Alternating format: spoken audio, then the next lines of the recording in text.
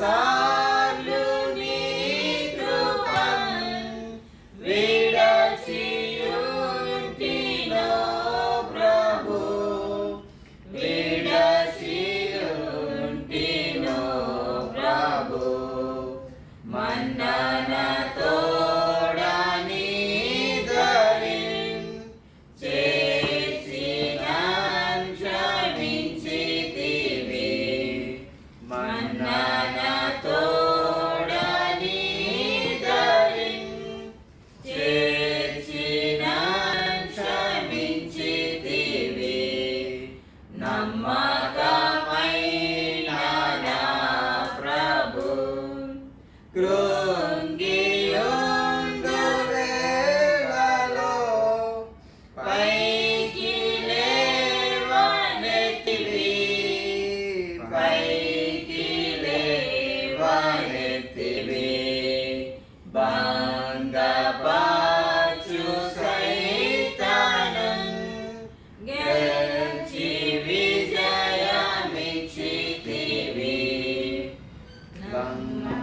భంగపరచు సైతానున్ గెలిచి విజయమిచ్చితివి.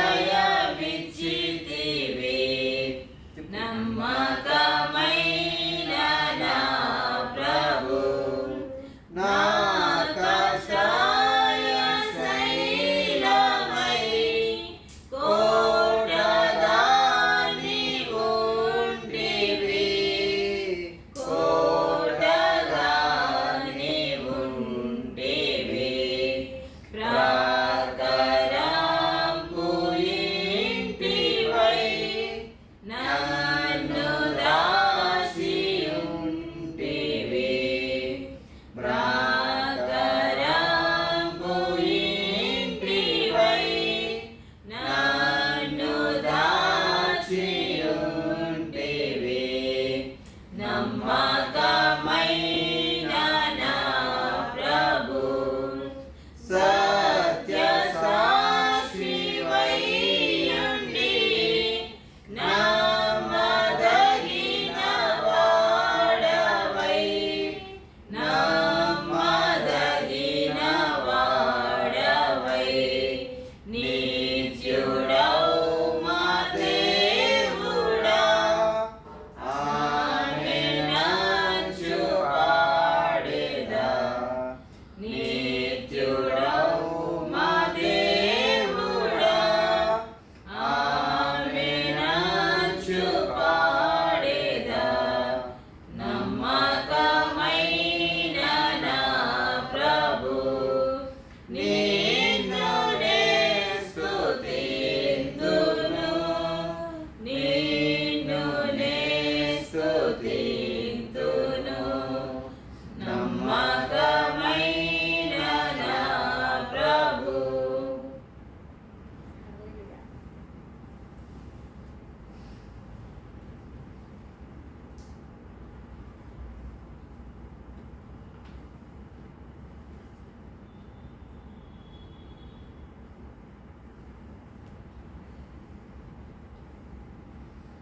యేసు ప్రభుని సంతం.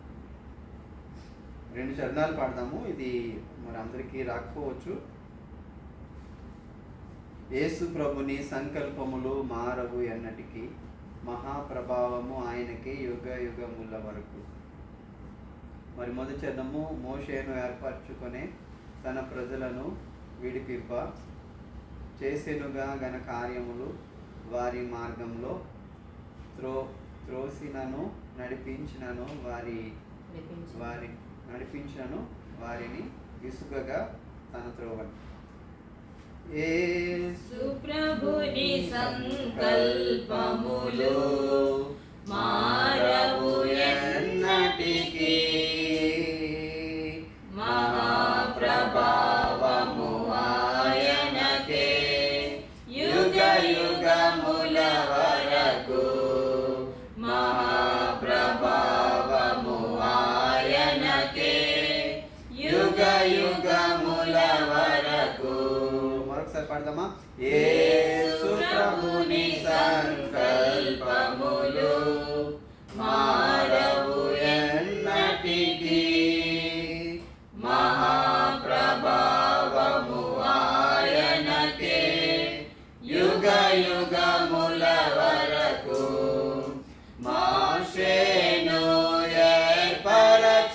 పరచుకొనే తన ప్రజలను విడిపింప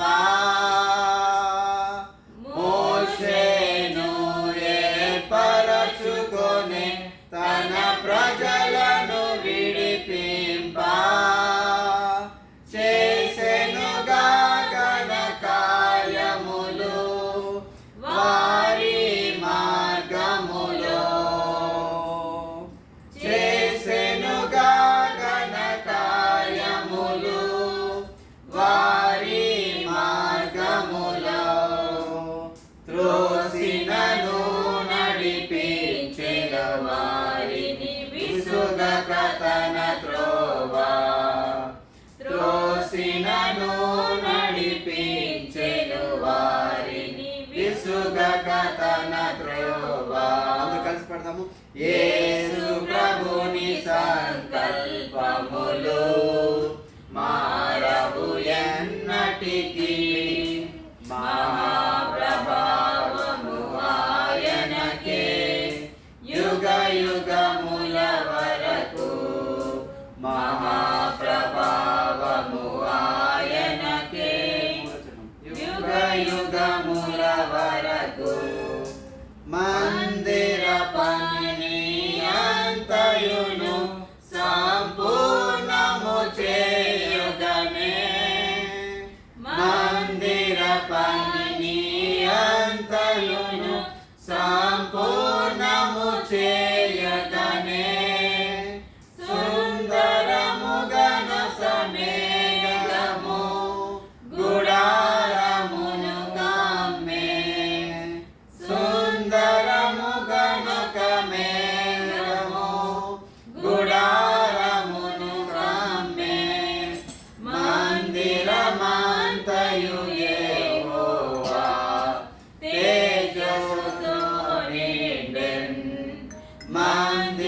మందిరమంతయు యెహోవా తేజస్సుతో నిండెన్ యేసు ప్రభుని సంకల్పములు మారవు ఎన్నటికీ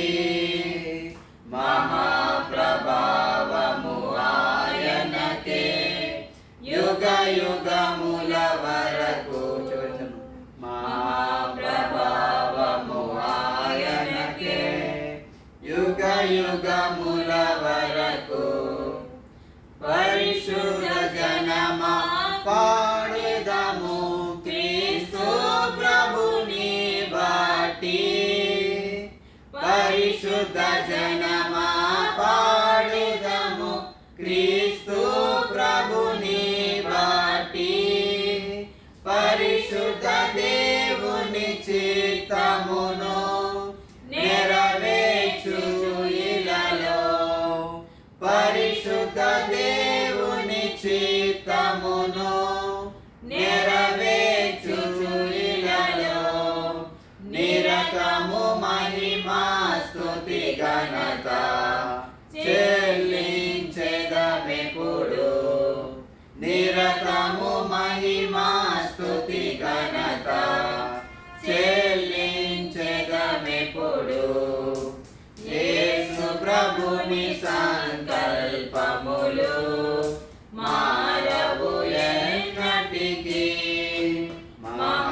మహాప్రభావము ఆయనకే యుగ యుగముల వరకు మహాప్రభావము ఆయనకే యుగ యుగముల వరకు. దేవునికి స్తోత్రము. హల్లెలూయా హల్లెలూయా. మరి బ్లెస్ వచ్చి పాడుకుంటాం.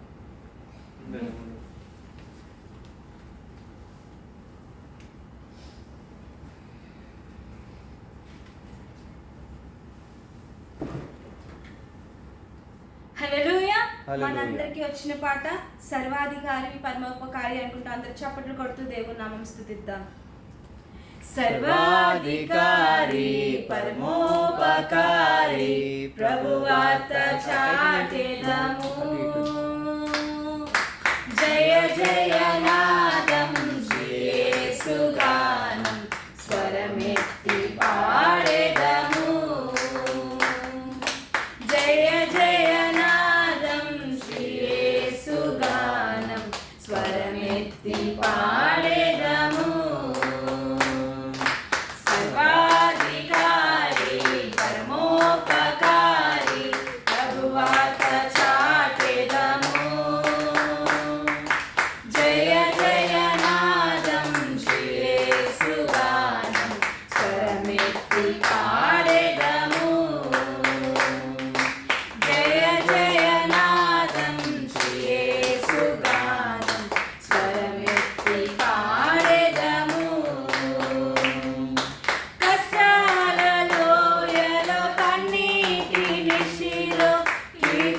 కీర్తించి పాడేదను నష్టాల ఊబిలో నన్నాదుకొని నామమును స్తుతింతును కష్టాల లోయలో కన్నీటి నిశిలో కీర్తించి పాడేదను నష్టాల ఊబిలో నన్నాదుకొని నామమును స్తుతింతును సర్వాధికారి పరమోపకారి ప్రభువార్త చాటెదను జయ జయనాదం శ్రీ యేసుగానం స్వరమెత్తి పాడెదను మంచి నాలో లేకున్న వేళ నన్నెంతో ప్రేమించెను ప్రేమించి నాకై మరణించే యేసు మృతిని ఓడించెను ఏ మంచి నాలో లేకున్న వేళ నన్నెంతో ప్రేమించెను ప్రేమించి నాకై మరణించే యేసు మృతిని ఓడించెను సర్వాధికారి పరమోపకారి ప్రభువార్త చాటెదను జయ జయనాదం శ్రీ యేసుగానం స్వరమెత్తి పాడెదను దివి నుండి భూమికి దిగి వచ్చే యేసు నన్నెంతో దీవించెను భూమి నుండి దివికి వెళ్ళిన యేసు త్వరలోనే తెంచెను దివి నుంచి భూమికి దిగి వచ్చే యేసు నన్నెంతో దీవించెను భూమి నుండి దివికి వెళ్ళిన యేసు త్వరలోనే తెంచెను సర్వాధికారి పరమోపకారి ప్రభువార్త చాటెదను జయ జయనాదం శ్రీ యేసుగానం స్వరమెత్తి పాడెదను జయ జయనాదం శ్రీ యేసుగానం స్వరమెత్తి పాడెదను హల్లెలూయా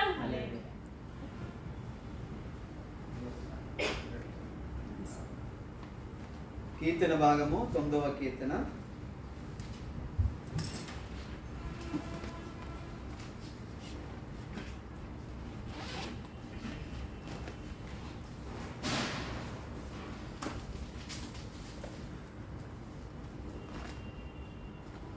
దావీదు కీర్తన 9వ కీర్తన. గుణకొచ్చి మార్చి చదివిస్తుంది.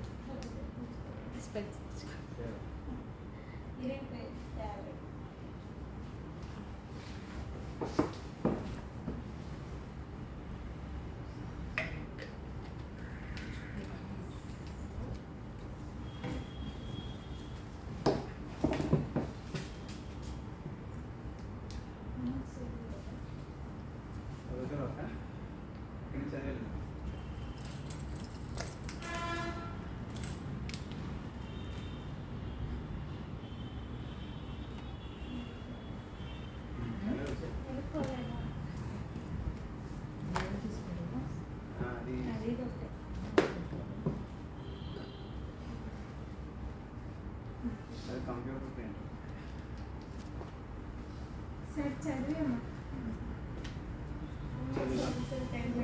నా పూర్ణ హృదయముతో నేను యెహోవాను స్తుతించెదను. యెహోవా, నీ అద్భుత కార్యములన్నిటినీ నేను వివరించెదను.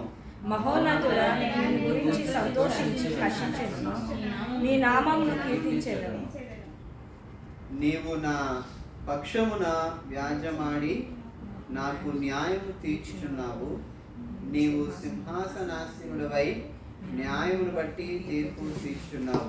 కాబట్టి నా శత్రువులు వెనుకకు నీ సన్నిధి బారి నీవు అన్యజనులను గద్దించి ఉన్నావు, దుష్టులను నశింపజేసి ఉన్నావు. వారి పేరు ఎన్నటికీ నుండకుండా తుడుపు పెట్టి ఉన్నావు. శత్రువులను నశించి వారిని ఎన్నడూ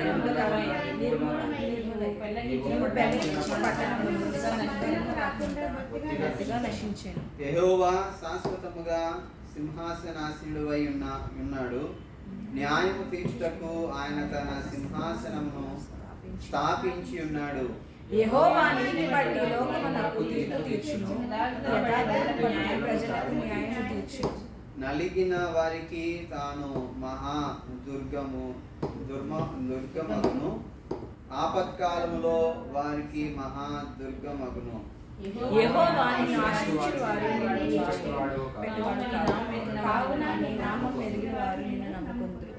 సియోను వాసి అయిన యెహోవాను స్తుతించుడి.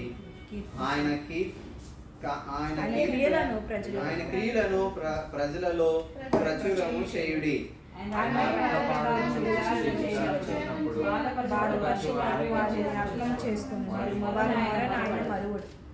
నేను నీ కీర్తి అంతటిని ప్రసిద్ధి చేయుచు సియోను కుమారి గుమ్మములలో నీ రక్షణను బట్టి హర్షించున్నట్లు యెహోవా నన్ను కరుణించుము.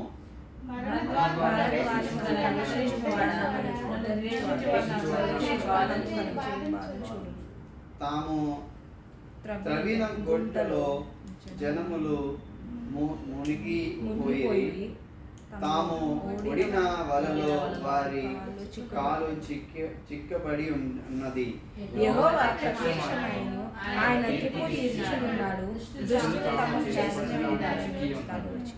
దుష్టులను దేవుని మరచు జనులందరూ పాతాళమునకు దిగిపోదురు. దరిద్రులు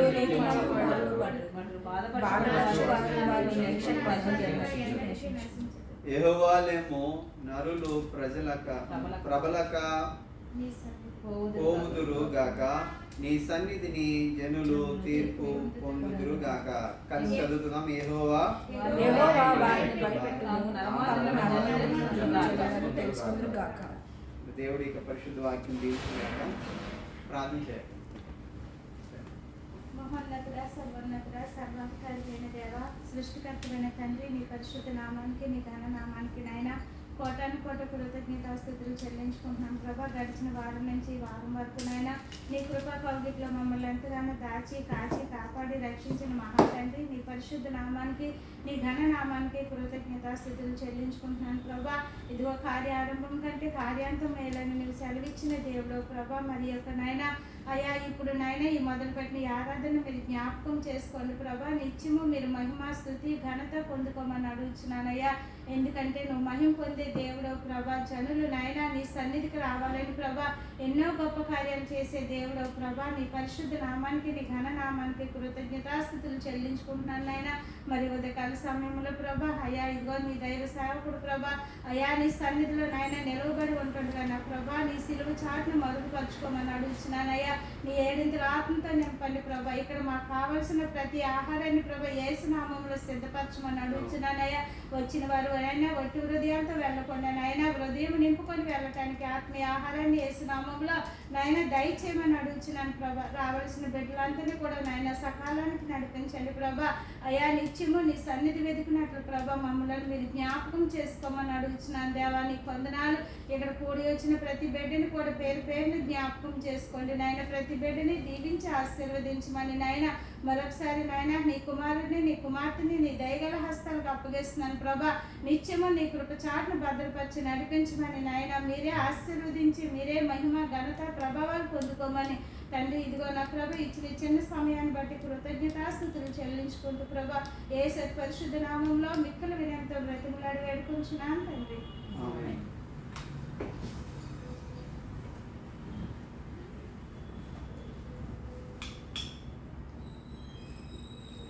మరి ప్రతి ఆదివారము మనము కీర్తన మొదటి కీర్తన నుంచి మనం చదువుకుంటూ వచ్చాం. ఈరోజు దేవుని కృపను బట్టి ఈ యొక్క 9వ వారములో 9వ కీర్తన చదువుటకు దేవుడు మనకిచ్చిన ఈ అద్భుతమైన సమయాన్ని బట్టి ఆయనకే ఘనత కలుగును గాక. మరి కీర్తనలు పెరుగుతున్నాయంటే మన వారాలు ఇక్కడ జరుగుతున్న పరిచర్యలో మరి దేవుడు మరొక వారం ఇస్తున్నాడని దాన్ని బట్టి దేవునికే మహిమ కలుగును గాక. ఈ యొక్క 9వ కీర్తనలో మరి ప్రధాన గాయకునికి ఏమని రాయబడిందండి? ప్రధాన గాయకునికి ముత్లబేను అను రాగం మీద పాడదగినది దావీదు కీర్తన. అంటే ఇందులో ఈ కీర్తన ఎవరు రాశారు అంటే దావీదే రచించాడు. దావీదే ఈ కీర్తనని రాస్తూ వచ్చాడు. అంటే కీర్తనలు మనం చూసినట్లయితే అనేక కీర్తనలు, మరి కొన్ని కీర్తనలు చాలా మట్టుకు దావీదు రాశాడు, మరి సొలొమోను రాజు రాశాడు, మరి మోషే రాశాడు, ఆసాపు రాశాడు, కోరా కుమారులు రాశారు, ఇంకా కొంతమంది రాశారని కూడా ఇందులో రాయబడుతున్నది. ఇక్కడ మనం చూసినట్లయితే ఇక్కడ మరి ఒక రాగము, పాటకి ఏముంటుందండి? రాగం ఉంటుంది. మరి ఒకవేళ మరి ఆ రాగమే లేకపోతే మేము ఇక్కడ ముగ్గురు పాడం, మరి ముగ్గురు కూడా ఒక రాగంలో పాడకపోతే ఏమవుతుంది?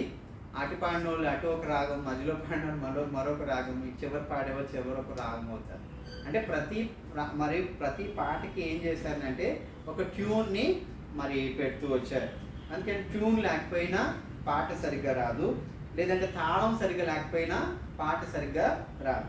అయితే మనం చూసినట్లయితే ఇక్కడ మరి ఈ యొక్క మరి ముత్లబేను అనే ఒక రాగం ఉంది. దాని అర్థం ఏంటంటే ఒక కుమారుడు చనిపోయినప్పుడు, మరి చూసారా చాలా సార్లుగా మనం చూసినట్లయితే మరి కొన్ని మ్యూజిక్ వినగానే మనకి ఏమనిపిస్తుంది అంటే ఇది ఏదో సంతోష కార్యం అని అనిపిస్తుంది కదండి. కొన్ని మ్యూజిక్ విన్నప్పుడు మనకి ఏమనిపిస్తుంది అంటే ఇది ఎక్కడో చనిపోయారు, ఏదో జరిగిపోయింది అని మనము అనిపిస్తుంది. అంటే ట్యూన్స్ అనేవి కూడా కనిపెడుతూ వచ్చారు. మరి ట్యూన్స్ కూడా చూసినట్లయితే కొన్ని మెలోడీస్ అని, తర్వాత మరి క్లాసికల్ అని, మరి అదేవిధంగా కొన్ని వెస్టర్న్ అని, ఎన్నో రకమైన మ్యూజికల్ రిథమ్స్ మరి మనం చూస్తూ ఉన్నాం. ఇక్కడ ఈ యొక్క ముత్లబేను అనే రాగముకి అర్థం ఏంటంటే మరి ఒక కుమారుడు చనిపోయినప్పుడు వచ్చే రాగం ఏంటంటే ఈ రాజు కాబట్టి చనిపోయినప్పుడు వచ్చే రాగానికి తగ్గినట్టుగా ఇక్కడ మరి రాసినట్టుగా మనము మరి చాలా మంది స్కాలర్స్ చెప్తూ ఉన్నారు. అయితే ఒకవేళ కుమారుడు మరణం అంటే ఏంటి మనకు గుర్తొస్తుంది? దావీదు రాశాడంటే దావీదు కుమారుడు అబిషలోము మరణించాడు. తర్వాత దావీదు మరి ఆ సంతానంలోనే ఎవరు వచ్చారండి? యేసుక్రీస్తు వారు వచ్చారు. అంటే యేసుక్రీస్తు వారు కూడా కుమారుడు కాబట్టి కుమారుడు మరణం కూడా ఇందులో రాయబడుతున్నది అని చాలా మంది చెప్తా ఉన్నారన్నమాట. మీకు అర్థమైందా? ముత్లబేను అనే ఒకవేళ మీరు ఆ గూగుల్కి వెళ్ళి టెక్స్ట్ చేసినట్లయితే అది మరణానికి సంబంధించినట్టుగానే అందులో రాయబడుతూ ఉన్నది. అంటే కుమారుడు యొక్క మరణానికి మరి ఒక రాగము తీసి పాడింది అని చాలా మంది చెప్తూ ఉన్నారు. అయితే మొదటి వచనాన్ని మనం చూసినట్లయితే మొదటి వచనంలో ఏమున్నాయి? నా పూర్ణ హృదయముతో నేను యెహోవాను స్తుతించెదను. మరి ఏ విధంగా స్తుతిస్తున్నాడు? రాగం అయితే మరి మనం చెప్పుకుంటూ వచ్చాం కదా, మరి ఈ రాగం యొక్క పరిస్థితులు వేరు. కానీ ఇక్కడ ఇటువంటి రాగముతో పాడినా కానీ మొట్టమొదటి దేవుడికి ఎవరికి ఇస్తున్న స్థానాన్ని? నా పూర్ణ హృదయముతో యెహోవాను స్తుతించేది. ఏ రాగమైనా ఏ తాళమైనా మనము ఆదివారం దేవుని యొక్క మందిరంలోకి వచ్చామంటే ఆరాధన చేయవలసిందే. ఆదివారం దేవుని యొక్క మందిరంలోకి వచ్చామంటే సంతోషించవలసిందే. ఎందుకంటే దేవుడు మనకి జీవితాన్ని ఇచ్చాడు, దేవుడు మనకి గొప్ప ధన్యతని దేవుడు ఇచ్చాడు. దేవుడు మనలను కృప చూపునే మరి మొన్నటి దినమందు గుణక్క వాళ్ళ మరి పిన్ని గారు, మరి ఆవిడ పెద్ద వయసేమీ కాదు, పెద్ద వయసు మరి అయిపోయిన ఆవిడ కూడా కాదు. మరి కుటుంబాన్ని మేము దర్శించి ఎన్నోసార్లు ఏ మీటింగ్ వెళ్ళినా కానీ ఆవిడ ఎంతో చురుగ్గా ఉండే వ్యక్తి. మరి రాత్రి మరి ముందు రోజు బాగుంటుంది ఉన్నారు, మరి తర్వాత రోజు దేవుని యొక్క పిలుపుతో ఉన్నారు. ఈరోజు మనం చూసినట్లయితే మరణము అనేది చాలా మరి మనందరికీ రావాల్సిందే. అంటే మనం జీవిస్తున్నాము, జీవితము ఉంటుంది, కానీ మనకి చివరి మన ఘటన ఏంటంటే మరణం. ఇక్కడ మనం చూసినట్లయితే మా రవి వారి యొక్క సోదరుడు మరి మనకి మందిరం ఉన్న ఏరియాలోనే సింగనమ్మ ఆ వీధిలో మరి మాతో పాటు మా వయసు కలిగిన వ్యక్తే మరి ఆ 7 రోజుల క్రితమే హార్ట్ ప్రాబ్లం ఉన్నది, కొంత చూపించుకోవాలని డాక్టర్ గారు చెప్పారంట. కానీ అశ్రద్ధ చేశాడు. అశ్రద్ధ తర్వాత ఏమైందంటే పాప ఇంటర్మీడియట్ కదా, తన ఎగ్జామ్స్ అయిపోయిన తర్వాత నేను చూపించుకుంటాను అనుకొని ఆయన ఆరోగ్యాన్ని అశ్రద్ధ చేశాడు. ఏమైంది, తన పాప ఇంకా ఎగ్జామ్కి ఇంకా అవ్వకముందే ఆయన మరి చనిపోయాడు. ఈరోజు మరణం అనేది మనకి తథ్యం. మన యొక్క జీవితంలో మరణమే మనకి వస్తుంది. మరణం తర్వాత ఏంటి అని అంటే మరి ప్రభు అయిన యేసు క్రీస్తు వారు మరి ఆ యొక్క పరిశుద్ధమైన బైబిల్ గ్రంథం ఏం చెప్తుందంటే నీకు నాకు నిత్య జీవము ఉంది. మరణం ఎలా తథ్యమో మరి నిత్య జీవం కూడా నీకు ఉందని పరిశుద్ధమైన బైబిల్ గ్రంథం చెప్పబడుతుంది. అందుకని ఇక్కడ మనం చూసినట్లయితే అందుకనే ఈ కీర్తనాకారుడు మరణానికి సంబంధించిన కీర్తన రాసిన, కుమారుడు చనిపోయిన కీర్తన రాసినా కానీ ఇక్కడ ఏమని ముందు స్తుతిస్తున్నారంటే నా పూర్ణ హృదయముతో నేను యెహోవాను స్తుతించను. నా జీవితంలో ఏ కష్టం జరిగినా కానీ నేనైతే దేవుణ్ణి స్తుతిస్తాను. మరి ఇక్కడ మనం దేవుని సన్నిధిలోకి ఎందుకు వస్తాం ఆదివారం అంటే 2 పనులు మనకి ఒక దైవ క్రమంలో మనకి భక్త్ సింగ్ గారు తర్వాత ఎంతోమంది మరి మన ముందు పెద్దలు ఒక క్రమాన్ని పెడుతూ వచ్చారు. అందుకనే మనము 2 విషయాలు ఆదివారం వచ్చాము అని అంటే 2 విషయాలు జ్ఞాపకం చేసుకుంటూ ఉండాలి. ఒకటి ఏంటంటే ఆరాధన చేయాలి, రెండవది ఏంటంటే బలలో మనము మరి పాల్గొనాలి. ఆరాధన అంటే ఏంటంటే ఈ వార దినాల్లో దేవుడు ఏం చేస్తూ వచ్చాడో ఆ మేలులన్నింటిలో కూడా తలపోసుకుంటూ మోకరించి దేవుని సన్నిధిలో ఆరాధన చేయాలి. రెండవది ఏంటంటే దేవుడు మన జీవితంలో రక్షణ ఇచ్చాడు. రక్షణ మరి ఆ రెండు రకాలుగా మన ముందు పెట్టబడుతూ వచ్చింది. ఒకటి ఏంటంటే శరీరాన్ని మన కొరకు మరి త్యాగం చేసుకొని ఆయన మన కొరకు నలగొట్టుబడిన శరీరం ద్వారా మరి ఆ రొట్టె పెట్టబడుతూ వచ్చింది. ఆయన నలగొట్టుబడిన శరీరం ద్వారా కార్చబడిన రక్తం ద్వారా మనకి ముందు మనకి రసం పెట్టబడుతూ వచ్చింది. అయితే ఈ 2 విషయాలు ఆదివారం, ఈ 2 విషయాలు తప్ప ఆదివారం రోజు నిన్ను నువ్వు కనపరచుకోవడమో, నిన్ను నువ్వు హెచ్చించుకోవడమో, నీవు చేసిన గొప్ప పనులు దేవునికి మందులోకి వచ్చి చెప్పుకోవడమో మట్టుకు కాదు. ఒకటి దేవుని ఆరాధిస్తాము, 2 దేవునికి బలలో మనం తగ్గించుకొని దేవునికి బలలోకి వెళ్తాం. ఈ 2 ఆదివారం దినమందు చేయవలసినవి. అయితే ఇక్కడ ఈ కీర్తనాకారుడు రాసింది మరి ముత్లబేను అనే ఒక రాగం మీద రాసిన, దుఃఖానికి సంబంధించిన కీర్తన రాసిన, తన కుమారుడు మరణానికి సంబంధించిన కీర్తనలో రాసినా కానీ మొట్టమొదటిది ఎవరికి స్థానం ఇస్తున్నాడు? పూర్ణ హృదయం అంటున్నాడంటే ఎంత చక్కగా రాసుకోవచ్చు. నా పూర్ణ హృదయంతో నేను యెహోవాను స్తుతించెదను. తర్వాత యెహోవా నీ అద్భుత కార్యములన్నిటినీ నేను ఏం చేస్తాను? వివరించేదను. దుఃఖ సమయంలో ఉన్నా కానీ దేవుణ్ణి వివరించడం అనేది మానలేదు. అంటే మన దేవునికి మందుల్లోకి వచ్చి మనం ఏం మర్చిపోవాలంటే మనకి వచ్చిన కష్టాలు, వారంలో మనకి కలిగిన ఇబ్బందులు, మనకి వారం వెంబడి ఎన్నో పరిస్థితులు మనకు ఎదురొచ్చినా కానీ ఆదివారం దేవునికి మందులోకి వచ్చామంటే పూర్ణ హృదయంతో దేవుణ్ణి మరి స్తుతించాలి. రెండోది నీ అద్భుత కార్యములను బట్టి నేనేం చేయాలి? నిన్ను వివరిస్తాను. అంటే ఆదివారం దేవునికి మందులోకి వచ్చి ఆయన చేసిన మేలను వివరిస్తూ ఉండాలి. తర్వాత మాట మహోన్నతుడా, నేను నిన్ను గురించి సంతోషించి హర్షించునను, నీ నామమునను కీర్తించెదను. నీవు నా పక్షమున వ్యాజ్యమాడి నాకు న్యాయము తీర్చుచున్నావు. నీవు సింహాసనసీనుడై న్యాయమును బట్టి తీర్పు తీర్చుచున్నావు. ఇక్కడ మరి ఏంటంటున్నాడంటే దేవుడు న్యాయవంతుడు. చాలా సార్లుగా కీర్తనలు మీరు చదివినట్లయితే కీర్తనలో ఉన్న ప్రత్యేకంగా ఏంటంటే దేవుని స్తుతి ఉంటుంది. ఇందులో దేవుణ్ణి ఎక్కువగా ఆరాధించడం అనేది ఇందులో కనపడుతుంది. రెండోది న్యాయానికి సంబంధించిన విషయాలు ఉంటాయి ఇందులో. అయ్యా నాకు న్యాయం తీర్చావు, దేవా నాకు న్యాయం తీర్చు, నా శత్రువులు ఎదుట వారు మరి హేళన చేస్తున్నారు, వారు నవ్వుతున్నారు, వారు నా దేవుడు నిజమైన దేవుడు కాదంటున్నారు. అలాంటి పరిస్థితులు ఇందులో ఉంటాయి.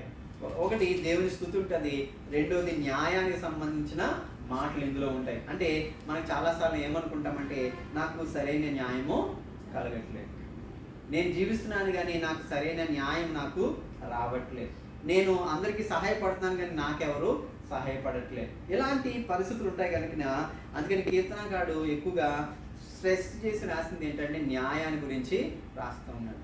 అందుకని ఇక్కడ ఏమని అంటున్నాడంటే నీవు నా పక్షమున వ్యాజ్యమాడు. అంటే నాకు ఇప్పుడు ఈ లోకంలో నేను పెట్టిన లాయర్లు ఏం చేస్తున్నారు, డబ్బుల కోసము ఆశపడుతున్నారు. వాళ్ళు నన్ను ఏదో ఆశించి వాళ్ళు నా మీద వ్యాజ్యం ఆడతారు. అంటే నా నా నా పక్షాన మరి న్యాయం మరి యొక్క న్యాయవంతులుగా లేదంటే జడ్జెస్ మరి లాయర్స్గా ఉంటారు. కానీ నేను ఊహించినట్టుగా నాకు నిజంగా జరిగినట్టుగా అయితే ఎవరు న్యాయమో తీర్చట్లేదు. అందుకని ఇక్కడ దేవుడిని ఏమంటాడంటే నీవు నా పక్షమున, ఎవరి పక్షాన, నీ పక్షాన, నా పక్షాన, మన పక్షాన వ్యాజ్యమాడేవారు ఎవరండి? ఒకవేళ మనుషులు అన్యాయం చేయొచ్చు, నీకు పుట్టిన పిల్లలే నీకు అన్యాయం చేయొచ్చు, నీ యొక్క తల్లిదండ్రులే నీకు అన్యాయం చేయొచ్చు, లేదంటే నీ చుట్టుపక్కల ఉన్న వారే నీకు అన్యాయం చేయొచ్చు. కానీ దేవుడు మాత్రము మన పక్షాన్ని ఏం చేస్తాడు, వ్యాజ్యం ఆడతాడు. ఈ విల్ మరి అక్కడ మనము చూసినట్లయితే దేవుడే జడ్జ్ చేస్తాడు. తర్వాత 4వ వచనం కాబట్టి నా శత్రువులు వెనుకకు. అందుకని ఆయన న్యాయం చేస్తే ఏమవుతారు, శత్రువులు పారిపోతాడు అని చెప్తున్నాడు. తర్వాత 5వ వచనంలో చూసినట్లయితే నీవు అన్యజనులను గద్దించున్నావు. నువ్వేం చేస్తావు, నీ న్యాయం ఏమవుతుందంటే శత్రువులు ఏమవుతున్నారంటే వెనుకకి వెళ్ళిపోతున్నారు. నువ్వు న్యాయం అంటే చాలా సార్లుగా మనం చూసినట్లయితే ఒక లాయర్ల గురించి చూసినట్లయితే ఎంతోమంది గవర్నమెంట్ లాయర్లు ఉంటారు, ప్రైవేట్ లాయర్స్ ఉంటారు, మరి ఎన్నో రకమైన సివిల్కి సంబంధించిన లాయర్స్ ఉంటారు, మరి కొన్ని ఫ్యామిలీకి సంబంధించిన లాయర్స్ ఉంటారు. మరి మనం చూసినట్లయితే చాలా సార్లుగా మనము పెటిషన్ వేస్తాం, మన సూట్ వేస్తాం, వేసిన తర్వాత అవతల వాడు మన మీద నుంచునే వ్యక్తి ఎవరైతే ఉంటారో మరి న్యాయస్థానంలో ఎవరైతే ఉంటారో మనం అనుకుంటాం అవతల వాడు చాలా గట్టోడు కదండి, మనం అనుకుంటాం అవతల వాడు చాలా గట్టోడు, లేదంటే అవతల ఆయన చాలా క్రిటికల్ లాయర్, మనము గెలవాలంటే ఆయనకి మనం ఏం చేయాలి అని మనం ఆలోచిస్తూ ఉంటాం. ఇక్కడ మనం చూసినట్లయితే దేవుడు న్యాయం తీస్తానంట నా శత్రువులు ఏమైపోతున్నారు, వెనక్కి మళ్ళుచున్నారు. తర్వాత అన్యజనులు ఏమైపోతున్నారు, నశిస్తున్నారు. తర్వాత మళ్ళీ ఒక మాట 6 కూడా ఏమని చెప్తుందంటే శత్రువులు ఏం చెప్తున్నారు, నశించిపోతున్నారు. అయితే తర్వాత 7లో చూసినట్లయితే యెహోవా శాశ్వతముగా సింహాసనాసీనుడివై దేవుడు న్యాయవంతుడే కాదు, ఆయన సింహాసనం మీద ఎప్పుడు ఆయన ఉండేవాడుగా ఉన్నాడు. 8 మనం చూసినట్లయితే యెహోవా ఎవరండి, నీతిని బట్టి లోకమును తీర్పు. దేవుడు నీకు ఫేవర్ చేయడు దేవుడు కదండి, దేవుడు నీకు ఫేవర్ చేసే దేవుడు కాదు. నీవు నీతిగా ఉంటే నీతిని బట్టి న్యాయం తీరుస్తాడు. నీవు ఏదైనా తప్పు చేసావు అంటే ఈవెన్ ఈ కీర్తన రాసిన దావీదు విషయంలో కూడా దేవుడు ఏం చేశాడండి, ఆయన చేసిన తప్పుదాన్ని బట్టి దేవుడు ఒక 3 ముందు పెడుతూ వచ్చాడు. ఈ 3 పనిష్మెంట్స్లో నీకు ఏం కావాలి, ఈ 3 పనిష్మెంట్స్లో నీకు ఏం కావాలి, నీ అన్యరాజులు వచ్చి నీ మీద నిన్ను నాశనం చేస్తారు అది కోరుకుంటున్నావా, మరి దేవదూతులు వచ్చి మరి నేనే వచ్చి మరి నీ పక్షాన నేను పనిష్మెంట్ కోరుతావంటే దేవా నీ చేతిలోనే పడతాను, నువ్వు నన్ను ఏం చేసినా పర్వాలేదు, అన్యులు వచ్చి నా మీద పడిపోయి ఒకవేళ నా రాజ్యమే కూలిపోతే నేనేమైపోతాను, అన్యుల జనులు మధ్య ఈ దేశం అందరి మధ్య నేను నేను అందరి మధ్య నేను కాదు నాయన నీ ముందర నేను పడిపోతాను, లేదా నువ్వు నన్ను ఏం చేసినా పర్వాలేదు, అంటే నువ్వు నన్ను కొట్టి చాలు కానీ నా శత్రువు నన్ను కొట్టకూడదు అంటాడు. అందుకని ఆయన ఎలాంటి తీర్పు తీస్తాడు అంటే నీతిని బట్టే తీర్పు. అంటే నీవు ఎలా ఉండాలి, నీతిగా ఉండాలి. మరి నీవు న్యాయవంతుడిగా నీవు నీతిగా ఉంటేనే ఆ నీతిని బట్టే దేవుడు తీర్పు తీరుస్తాడు. 9 మనం చూసినట్లయితే నలిగిన వారికి తాను మహాదుర్గం. ఒకవేళ నువ్వు నీతిగానే ఉన్నావు ఇంకా నువ్వేమైపోతున్నావు, నలిగిపోతున్నావు. నీతిగానే నువ్వు ఉంటున్నావు, నీవు చేసే ప్రతి పని నీతిగా ఉన్నది కానీ నువ్వేమైపోతున్నావు, నలిగిపోతున్నావు. నలిగిపోయే వారికి దేవుడు ఏంటంట మహాదుర్గము. 2వది ఆపత్కాలములో వారికి ఇద్దరికి మహాదుర్గముగా ఉంటాడంట దేవుడు. ఎవరికి ఎవరెవరికి ఎవరికండి? నలిగిన వారికి, ఆపదలో ఉన్నవారు. అంటే నీ జీవితంలో నీవు మరి నీతిగా జీవించినా కానీ నీకేమొస్తుందంటే నువ్వు నలిగిపోతావు, తర్వాత ఆపదలు నీ మీదకి వస్తాయి. అలాంటి ఇద్దరికి కూడా దేవుడు ఏమై ఉన్నాడు? మహా దుర్గంగా ఉన్నాడు. 10 మనం చూసినట్లయితే యెహోవా నిన్ను ఆశించే వారికి నీవు నీ దగ్గరికి వచ్చినట్లయితే నీవైతే ఎంత మట్టుకు విడిచిపెట్టే దేవుడు కాదు అని చెప్తున్నాడు. 11 చూసిన సియోను వాసి అయిన యెహోవాను స్తుతించుడి. సియోను వాసి అంటే సియోను అనే మాట మరి మనం చూసినట్లయితే మరి సియోనులో నుండి యెహోవా నిన్ను ఆశీర్వదించు. అందుకే ఒకసారి ఆ కీర్తన కూడా చూద్దాం. ఒకసారి మనకు ఆశీర్వాదాలన్నీ కూడా ఎక్కడి నుంచి వస్తాయని ఇక్కడ కీర్తనకారుడు రాస్తున్నాడు అంటే మరి 128 5వ వచనం, 128వ కీర్తన 5వ వచనం. సియోనులో చదువుదాం అందరం కూడా. సియోనులో నుండి యెహోవా నిన్ను ఆశీర్వదించును. మరొకసారి చదువుదామా? సియోనులో నుండి యెహోవా నిన్ను ఆశీర్వదించును. నీ జీవిత కాలం అంతయు యెరూషలేమునకు క్షేమం కలుగుట దేవుడు సియోనులో నుండి దేవుడు మనలను ఆశీర్వదిస్తాడు. అందుకనే సియోను వాసులారా యెహోవాను స్తుతించు. తర్వాత 14లోకి వెళ్ళిపోదాం. 14 వచనం. మరణ ద్వారమున మరి మనం అందరూ చెప్పాం కదా, మనకి జీవము మనం జీవిస్తున్నాం కానీ మనకి ఏదో ఒక మరి చివరిలో మన జీవితము మరణంతోనే ముగిస్తుంది. కానీ ఇక్కడ దేవుని యొక్క వాక్యం ఏం చెప్తుందంటే మరణ ద్వారమున ప్రవేశించకుండా నన్ను ఏం చేస్తున్నావు? ప్రతిరోజు మనం మరణం గుండానే వెళ్తాం. బస్సులో వెళ్ళినా, మరి నడుచుకుని వెళ్ళినా, మరి ఏ ద్వారం ఉన్నా. మరి మా తాతయ్య మరి మనందరికీ తెలిసిన సంతోషమ్మ గారు వారి యొక్క మరి తాతయ్య కృపానంద గారు నడుచుకుంటూనే వెళ్ళాడు. నడుచుకుంటూ వెళ్తేనే బండి మీద వచ్చి యాక్సిడెంట్ జరిగింది, చనిపోయాడు. ఈరోజు నడుచుకునే వెళ్తున్నాను కదా నాకు ఏ అపాయం రాదని కాదు, బండి మీద వెళ్తున్నాను కదా అని అనుకోవడం కాదు, కారు మీద వెళ్తున్నాను కదా, లేదంటే ట్రైన్లో వెళ్తున్నాం కదా, ఫ్లైట్లో వెళ్తున్నాం కదా, షిప్లో వెళ్తున్నాం కదా, ఏ విధమైన ప్రమాదము వస్తుంది. కానీ మరణ ద్వారమున ప్రవేశించకుండా నువ్వేం చేస్తున్నావు? నన్ను ఆయన నన్ను తప్పిస్తున్నాడు కాబట్టి నువ్వేం చేయాలి? ఆయన్ని ఆరాధన చేయాలి. ఇక్కడ మనము చివరిలో ఇంకా 15లో చూసినట్లయితే తాము తవ్విన గుంటలో జనులు నీ చుట్టుపక్కల ఉన్న శత్రువుల గురించి, నీతిగా లేని వారి గురించి దేవుడు వాక్యం ఏం చెప్తుందంటే మరి వారేం చేస్తారంటే తాము తవ్విన గుంటలో వారే హామాను పడ్డాడు. ఇలాగా మనం చూసినట్లయితే దేవుని యొక్క వాక్య భాగం నాబాలు పడ్డాడు. ఇంకా మనం బైబిల్ గ్రంథంలో ఎంతో మంది ఉన్నారు. మరి వారు తవ్విన గుంటలు వారే పడిపోతూ ఉంటారు. అయితే 17లోకి వెళ్దాం. 17లో దుష్టులను దేవుడు దరిద్రులు నిత్యము మరవబడు, బాధపరచబడు వారి నిరీక్షణాస్పదం ఎన్నటికీ నశించదు. యెహోవాలేమో నరులు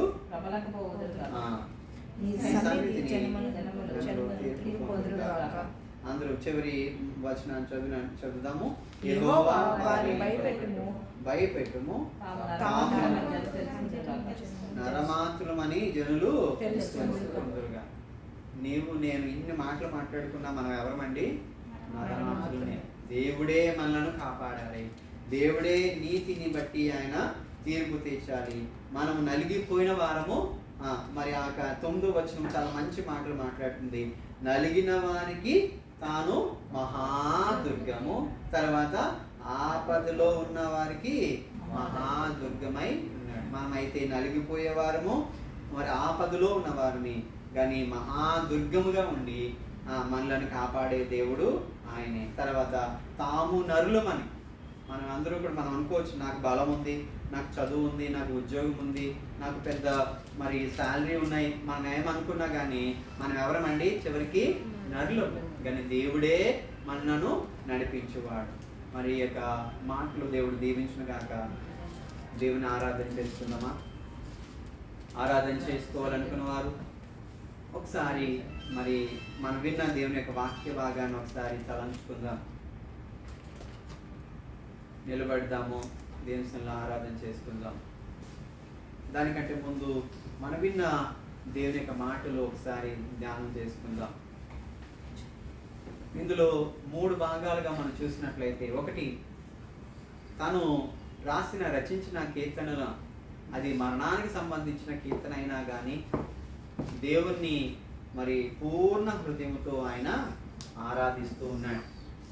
తర్వాత శత్రువుల గురించి చెప్పబడుతున్నది, న్యాయాన్ని గురించి చెప్పబడుతున్నది. శత్రువులు వారు బట్టి మనుషులే. నువ్వు అనుకోవచ్చు, నా శత్రువులు చాలా బలమైన వారు, వారికి చాలా బ్యాక్గ్రౌండ్ ఉంది, వారు చాలా ధనవంతులు, వారిని వారిని ఓడించలేను అని అనుకుంటే, దేవుడే నీ పక్షాన్ని వ్యాజ్యమాడువాడు దేవుడు. అందుకనే దేవుని స్తుతిద్దాము, ఆరాధన చేసుకుందాం. సుందరుడా, అతిశయుడా, మహోన్నతుడా, నా ప్రియుడా, సుందరుడా, అతిశయుడా, మహోన్నతుడా, నా ప్రియుడా, 10,000లో నీవు అతి సుందరుడవు, నా ప్రాణ ప్రియుడవు నీవే.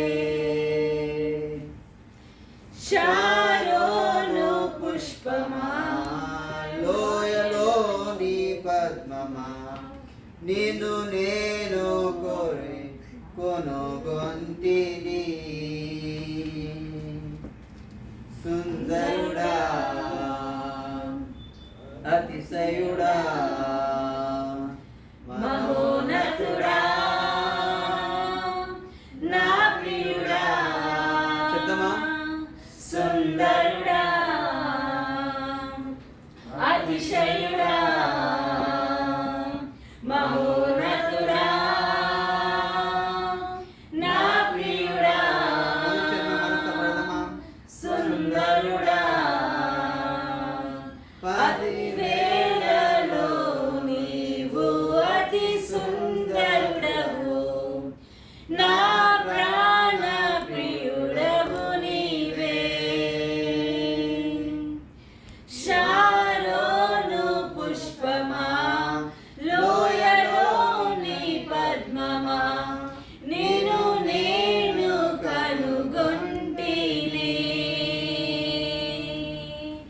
10,000లో నీవు అతి సుందరుడవు, నా ప్రాణ ప్రియుడవు నీవే. షారోను పుష్పమా, లోయలోని పద్మమా, నిన్ను నేను కనుగొంటిని. సుందరుడా, అతిశయుడా, మహోన్నతుడా, నా ప్రియుడా, సుందరుడా, అతిశయుడా, మహోన్నతుడా, నా ప్రియుడా. యేసయ్యా, నా యేసయ్యా,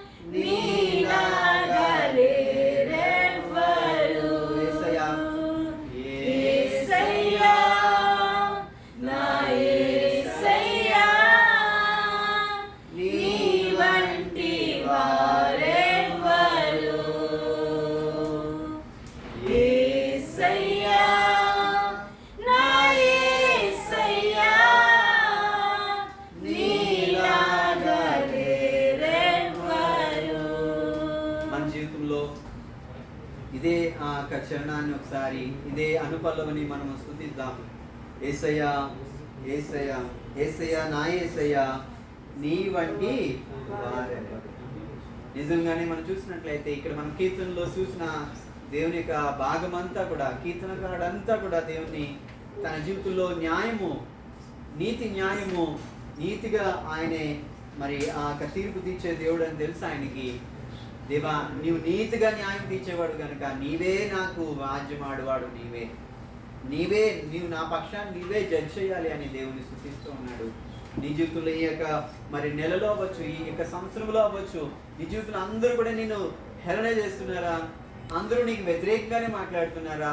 ఎవరు నీ పక్షాన ఎవరు లేరా అని అనుకున్నట్లయితే నిజంగా దేవుడు తప్ప మన పక్షాన ఎవరు వ్యాజ్యమాడువారు ఎవరు లేరు. అందుకనే యేసయ్యా చెప్దామా? నా యేసయ్యా నీ వంటి వారెవరు. మరొకసారి చెప్దామా? యేసయ్యా నా యేసయ్యా నీలాగా వేరెవరు. మరొకసారి యేసయ్యా నా యేసయ్యా నీ వంటి వారెవరు. యేసయ్యా నా యేసయ్యా నీలాగా వేరెవరు. నా ముందుంటి వారు అయ్యా నా తల్లిదండ్రులు, నా యొక్క స్నేహితులు, నా బంధుమిత్రులు, నా పిల్లలే అని అనుకున్నానయ్యా. నీలాగా ఎవరు లేరయ్యా.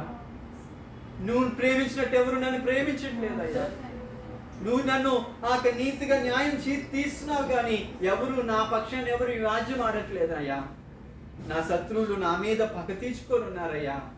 ఈ చివరిసారిగా యేసయ్యా నా యేసయ్యా నీ వంటి వారెవరు. యేసయ్యా నా యేసయ్యా నీలాగా వేరెవరు. మన చేతులు పైకెత్తి యేసయ్యా నా యేసయ్యా నీ వంటి వారెవరు. చెప్దామా? యేసయ్యా గట్టిగా నా యేసయ్యా నీలాగా వేరెవరు. యేసయ్యా నా యేసయ్యా నీ వంటి వారెవరు. యేసయ్యా నా యేసయ్యా నీలాగా వేరెవరు. పాడదామా? సుందరుడా అతిశయుడా మహోన్నతుడా నా ప్రియుడా. యేసయ్య నీవే నా ప్రియుడు అయ్యా. సుందరుడా అతిశయుడా మహోన్నతుడా నా ప్రియుడా. చివరిసారిగా సుందరుడా. యేసయ్య నువ్వు సుందరుడు అయ్యా. అతిశయుడా నీ ద్వారానే అతిశయము నాకయ్యా. మహోన్నతుడా అయ్యా నీవే మహోన్నతుడయ్యా. నా ప్రియుడా. నా ప్రియుడా యేసయ్య ఉన్నాయి. యేసయ్యా నా యేసయ్యా నీ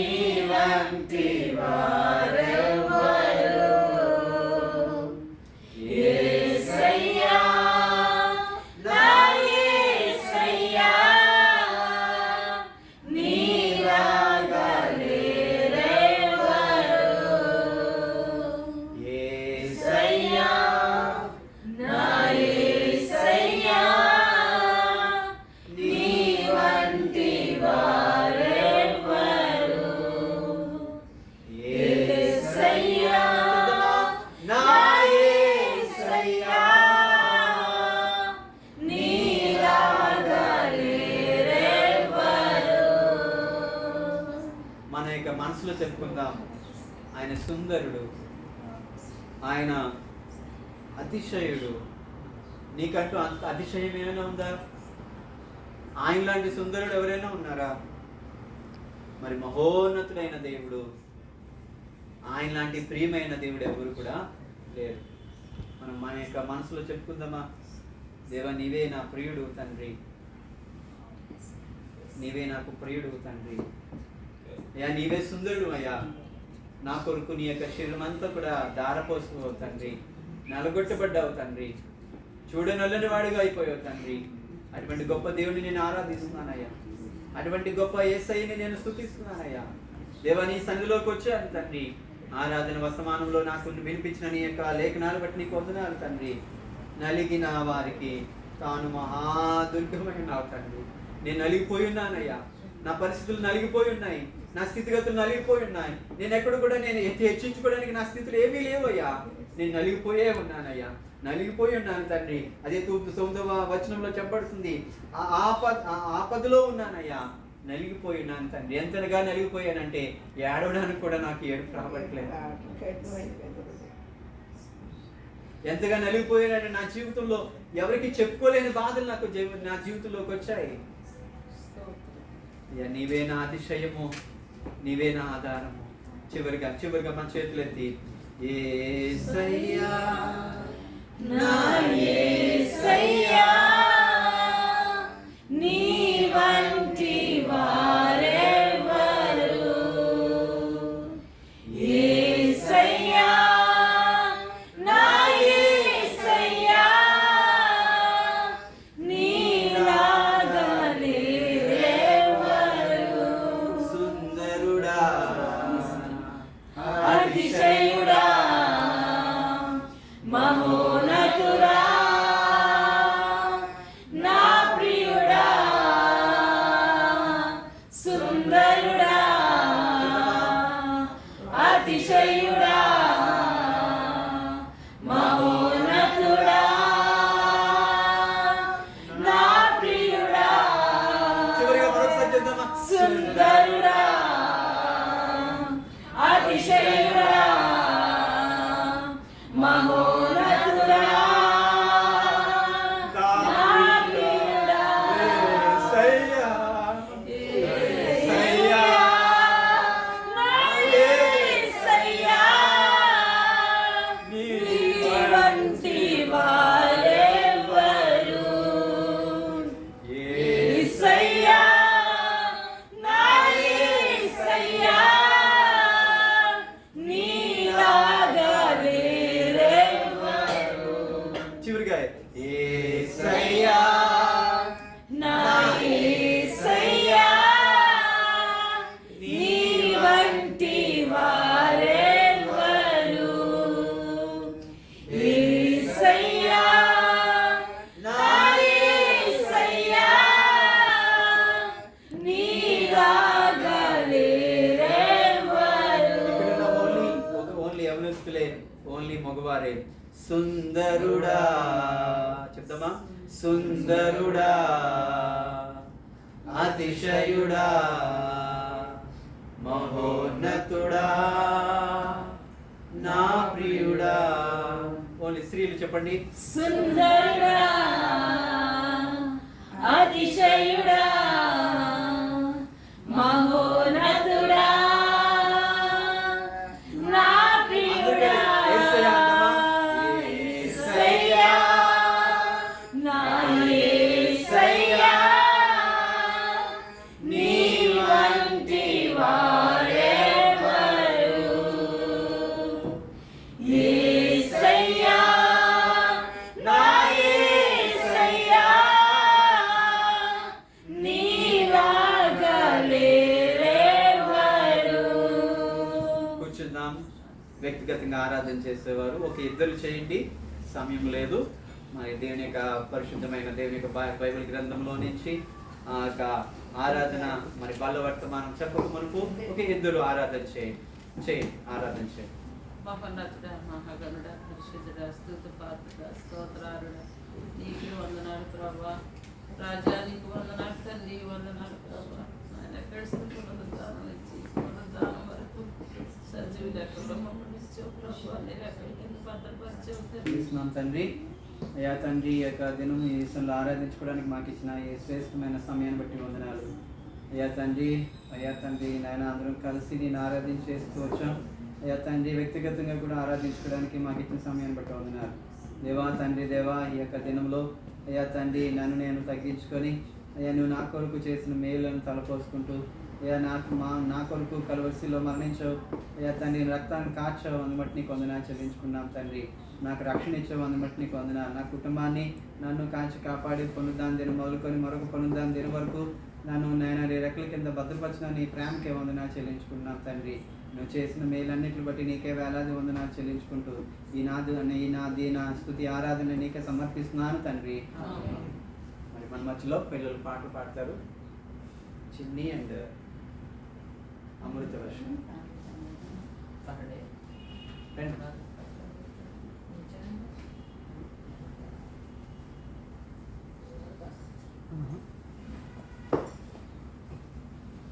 ముందు వచ్చిన ఎక్కడికి వచ్చా?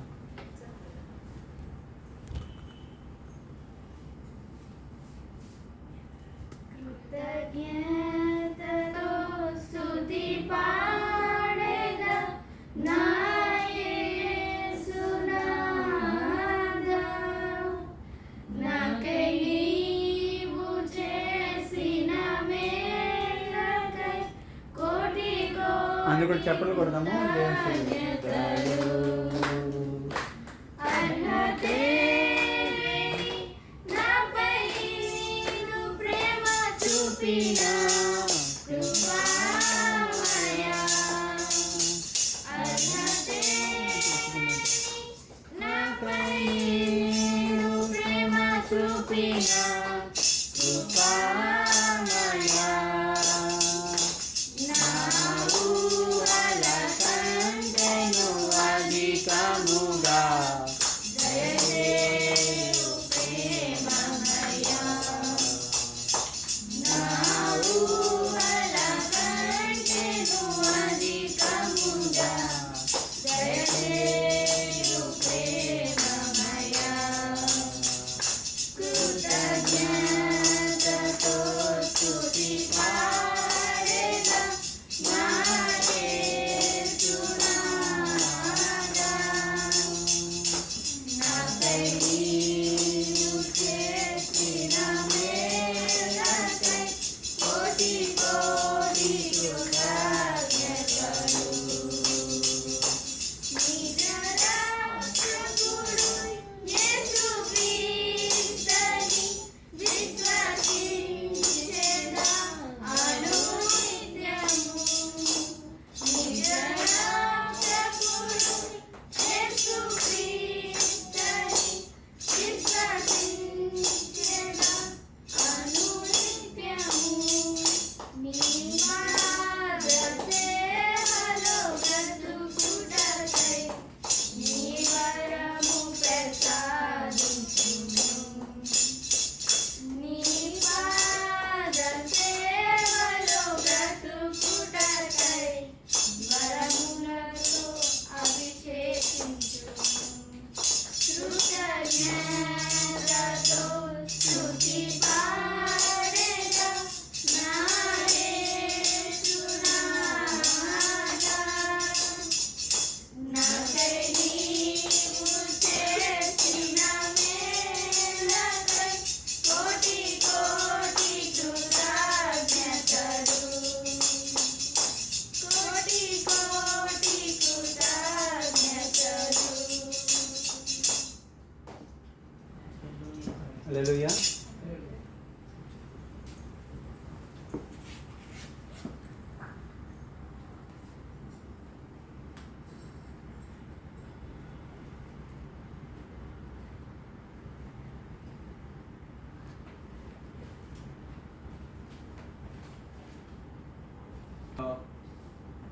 ఆరాధనకి వచ్చిన విశ్వాసులందరికీ కూడా యేసుక్రీస్తు నామంలో మీ అందరికీ కూడా వందనాలు. మరి ఈరోజు ప్రత్యేకంగా మనము దేవుని ఆరాధన చేస్తూ వచ్చాం. మరి మనము దేవుని స్తుతించి గణపరుస్తూ వచ్చాం. అదేవిధంగా మన వ్యక్తిగతంగా కూడా మనం ఆరాధన చేసుకుంటూ వచ్చాం. మరి ఈ సమయంలో మన ముందు పెట్టబడిన రొట్టె రసము, దీన్ని తీసుకోక మునుపు మనము పరీక్షించుకోవాలి, మనం టెస్ట్ చేసుకోవాలి. మరి డాక్టర్ గారి దగ్గరికి వెళ్ళక మునుపు డాక్టర్ గారు అంటారు, మరి ముందు కొన్ని పరీక్షలు రాస్తానండి, ఆ టెస్ట్లన్నీ కూడా మీరు డయాగ్నోసిస్ చేసుకొని నా దగ్గరికి వచ్చినట్లయితే మరి ఏ మందు అవసరమో అది నేను ఇస్తానంట. అలాగా దేవుని యొక్క పరిశుద్ధమైన బలలోనికి మనము వెళ్ళక మునుపు మనకి ఏ టెస్ట్ అవసరమో దేవుని యొక్క వాక్యం మనకి చెప్తారు. ఎలా తీసుకోవాలి దీన్ని? మనం ఒక రొట్టెగా ప్రతిరోజు ప్రతి ఆదివారం వచ్చి మరి రొట్టె విరిచినట్టుగా ప్రతి వారం వచ్చి విరుచుకొని మనం తినడం వల్ల మనకి ఏమవుతుందంటే అది ఆనవాయితీ అవుతుంది, అది సహజంగా ప్రతి వారం జరిగిద్దే అని అనుకుంటాం. కానీ వాక్యంతో దీన్ని మనం తీసుకున్నట్లయితే దీని యొక్క విలువ ఏంటో మనం తెలుసుకుని దీంట్లో పాల్గొన్నట్లయితే దేవుడు మనకి శక్తినిస్తాడు. మొట్టమొదటిగా కీర్తన మొదటి 9వ వచనంలో మనం చూసినట్లయితే ఎలా దేవుణ్ణి ఆ కీర్తనకాడు ఆరాధిస్తున్నాడు, దేవుని స్తుతిస్తున్నాడు అంటే ఏమన్నాడు అక్కడ? పూర్ణ హృదయం. ఏంటండి చెప్పండి? అది పూర్ణ హృదయం అంటే ఏ హృదయం అండి? పూర్ణ హృదయం. అలా ఎన్ని హృదయాలు ఉన్నాయి బైబిల్ గ్రంథంలో? ఈ పరిశుద్ధమైన బైబిల్ గ్రంథంలో ఎన్ని హృదయాలు ఉన్నాయి? ఎన్ని రకాల హృదయాలు ఉన్నాయి? ఎవరు ఏ హృదయాన్ని కలిగి ఉన్నవారుగా ఉన్నారో ఈరోజు పరిశుద్ధమైన బలలోకి వెళ్ళక ముందు మన కొన్ని విషయాలు మనము తెలుసుకుందాం. మొట్టమొదటిగా చూసినట్లయితే మరి ఫరో హృదయాన్ని దేవుడు ఏం చేశాడండి? చాలా కఠినం చేశాడు కదండి, చాలా కఠినం చేశాడు. అంటే ఫరో హృదయము మరి ఇశ్రాయేలు ప్రజలు 6 లక్షల మందిని విడిపించడానికి మోషే ఫరో దగ్గరికి వస్తే ఫరో హృదయం ఏమైపోయింది? కఠినమైపోయింది. అయితే ఇంకొక వ్యక్తి ఉన్నాడు, ఆయన మరి హృదయాన్ని మనం చూసినట్లయితే మరి మరొక వ్యక్తి ఎవరంటే సమూయేలు, సొలొమోన్ రాజు. ఆయన ఎలాంటి వాడంటే జ్ఞానవంతుడు. అందుకే నేను ఇంగ్లీష్లో ఏమని రాడు? Wise heart. ఆయన హృదయం ఎలాంటిది? చాలా జ్ఞానము కలిగినది, జ్ఞాన హృదయము అని రాయబడుతూ వచ్చింది. సొలొమోన్ రాజు హృదయం ఎలాంటిది? జ్ఞాన హృదయము. అయితే ఈరోజు మన హృదయం ఎలాంటిదో పరీక్షించుకొని ఈ బలలోనికి వెళ్తాం. అర్థమైందండి? మన హృదయము దేనికి సంబంధించి? మన ఫరో లాంటి హృదయమా, లేదంటే సొలొమోన్ రాజు లాంటి హృదయమా, లేదంటే దావీదు హృదయము గురించి రాయబడుతూ వచ్చింది. దావీదు హృదయం అంట ఎలాంటి? దావీదు హృదయం అంటే యథార్థంగా ఉండే హృదయము, యథార్థ హృదయులు అని రాయబడుతూ వచ్చింది. మరి దావీదు హృదయం ఎలాంటిదంటే యథార్థంగా ఉండే హృదయం. ఇంకా ఇంకొక వ్యక్తి ఉన్నాడు, ఆయన ఎవరనంటే మరి మనందరికీ ఈ యొక్క 40 దినాలు గుర్తొస్తూ ఉంటాడు. ఎవరంటే ఇస్కరియోతు యోధ. ఇస్కరియోతు యోధ యొక్క హృదయం ఎలాంటిదనంటే మరి మోసకరమైన హృదయం. అంతవరకు 12 మంది శిష్యులుగా ఆయన చలామణి అవుతూ వచ్చాడు, కానీ చివరి యేసుక్రీస్తు అని అప్పచెప్పే సమయానికి ఎలాంటి హృదయం అయిపోయింది ఆయనకి?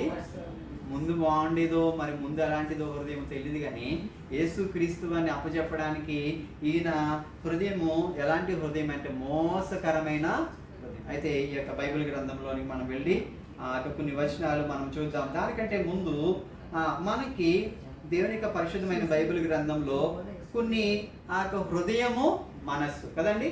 హృదయము దేవుని యొక్క పరిశుద్ధమైన బైబిల్ గ్రంథంలో హృదయం గురించి మాట్లాడిన మాట మనసుకి కూడా సంబంధించింది. అంటే మనసు అయినా హృదయమైన ఒకటే. అంటే పరిశుద్ధమైన బైబిల్ గ్రంథంలో చాలాసార్లుగా కొన్నిటికి మనసు అని రాయబడుతూ వచ్చింది, కొన్నిటికి హృదయం అని రాయబడుతూ వచ్చింది. అయితే ఇక్కడ మనం చూసినట్లయితే కీర్తన 51వ కీర్తన 17వ వచనం, 51వ కీర్తన 17వ వచనంలో ఒక మరి మనసు గురించి రాయబడుతూ వచ్చింది. ఏ మనసు అంటే విరిగిన మనస్సే దేవునికి ఇష్టమైన బలి. ఏ మనసు అండి చెప్పండి? ఏ మనసు ముందు? విరిగిన మనస్సే, విరిగిన మనస్సే దేవునికి ఇష్టమైన బలి. అంటే మన మనసు ఎలా ఉండాలి?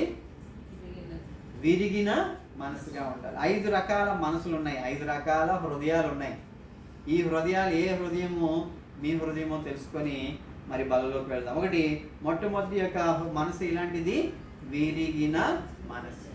మన విరిగిన మనసుతో దేవుణ్ణి ఆరాధించేయాలి. రెండవది హెజ్కేలు రాసిన హెజ్కేలు గ్రంథము, మరి ప్రవక్తల గ్రంథము, హెజ్కేలు గ్రంథము 3వ అధ్యాయము 7వ వచనములో అక్కడ ఒక మాట ఉంది.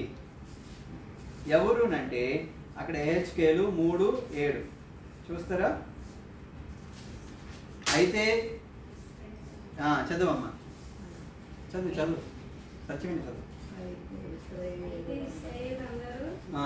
మారిన వారు, ఆ. కఠిన హృదయములనై నేను చెప్పిన మాటలు ఆలకింపనొల్లకై ఉన్నారు, కనుక నీ మాటలు విననొల్లరు. అయితే ఇక్కడ ఈ మనసు ఎలాంటిది?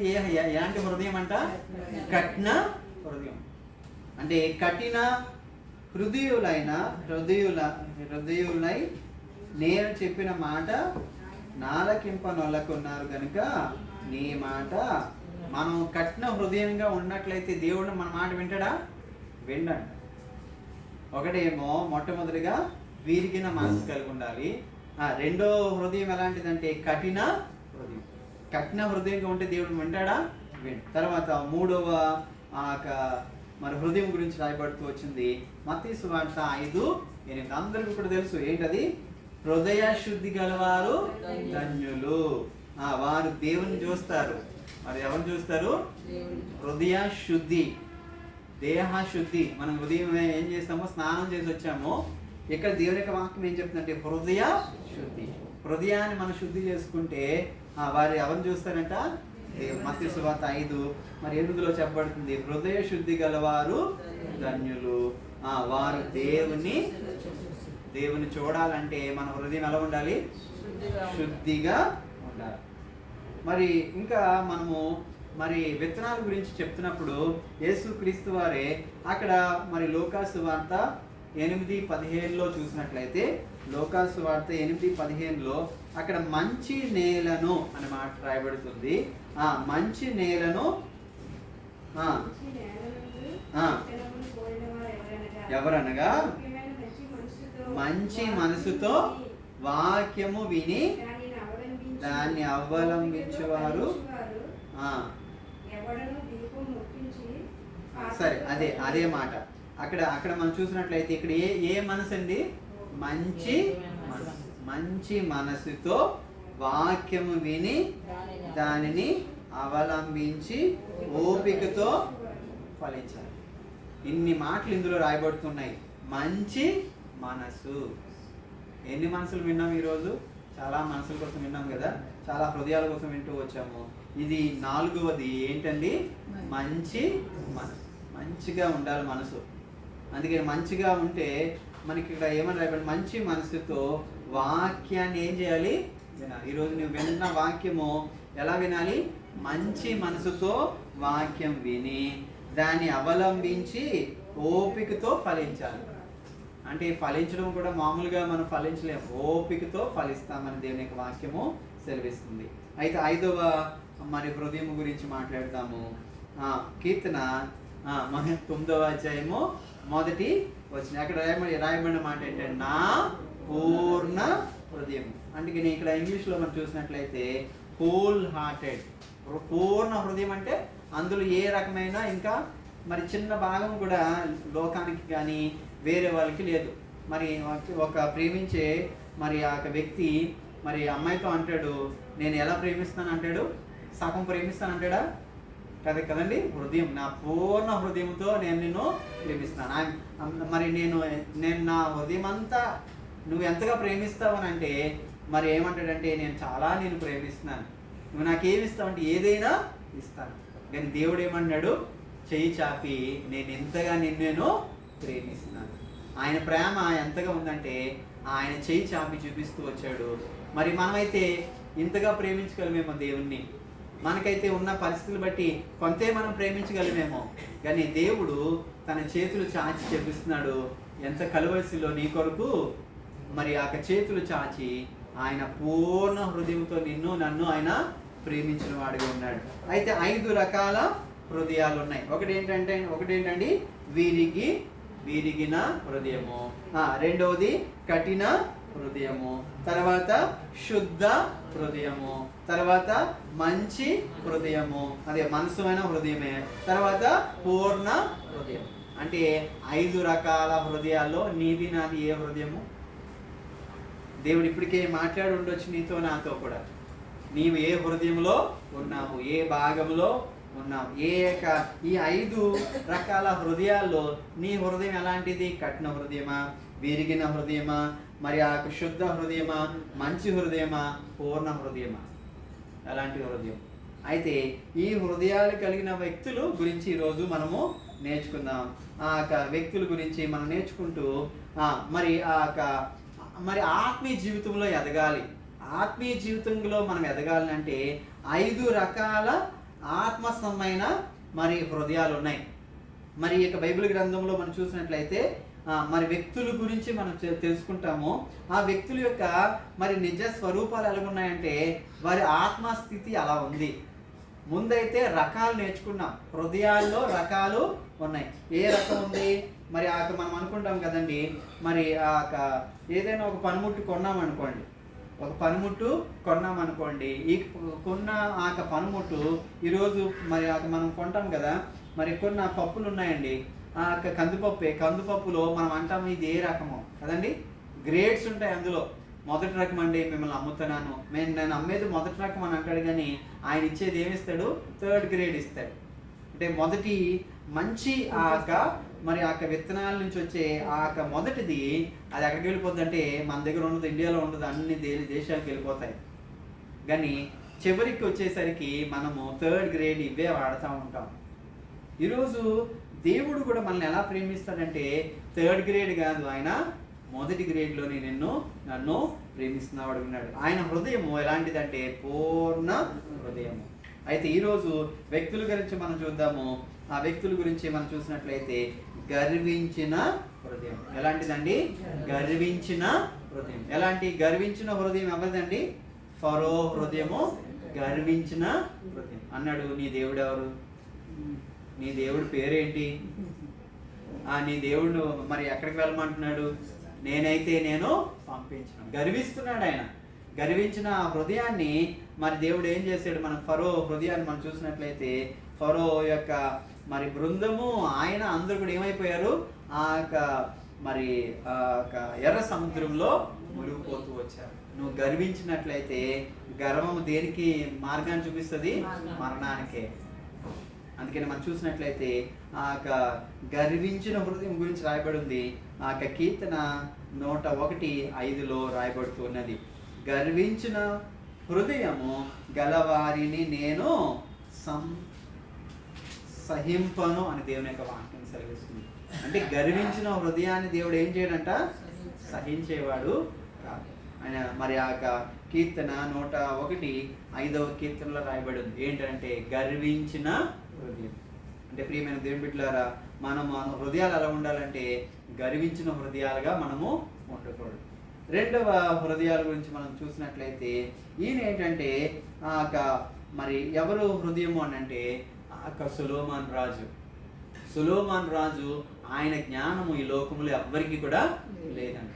ఆయనకున్న హృదయం, ఆయనకున్న జ్ఞానవంతుడు. అందుకనే ఇంగ్లీష్లో ఏమని రాయబడిందంటే వైజ్ హార్టెడ్. అందుకని ఒకసారి ప్రోవర్బ్స్ అంటే సామెతలు 10:8 చదవండి ఒకసారి.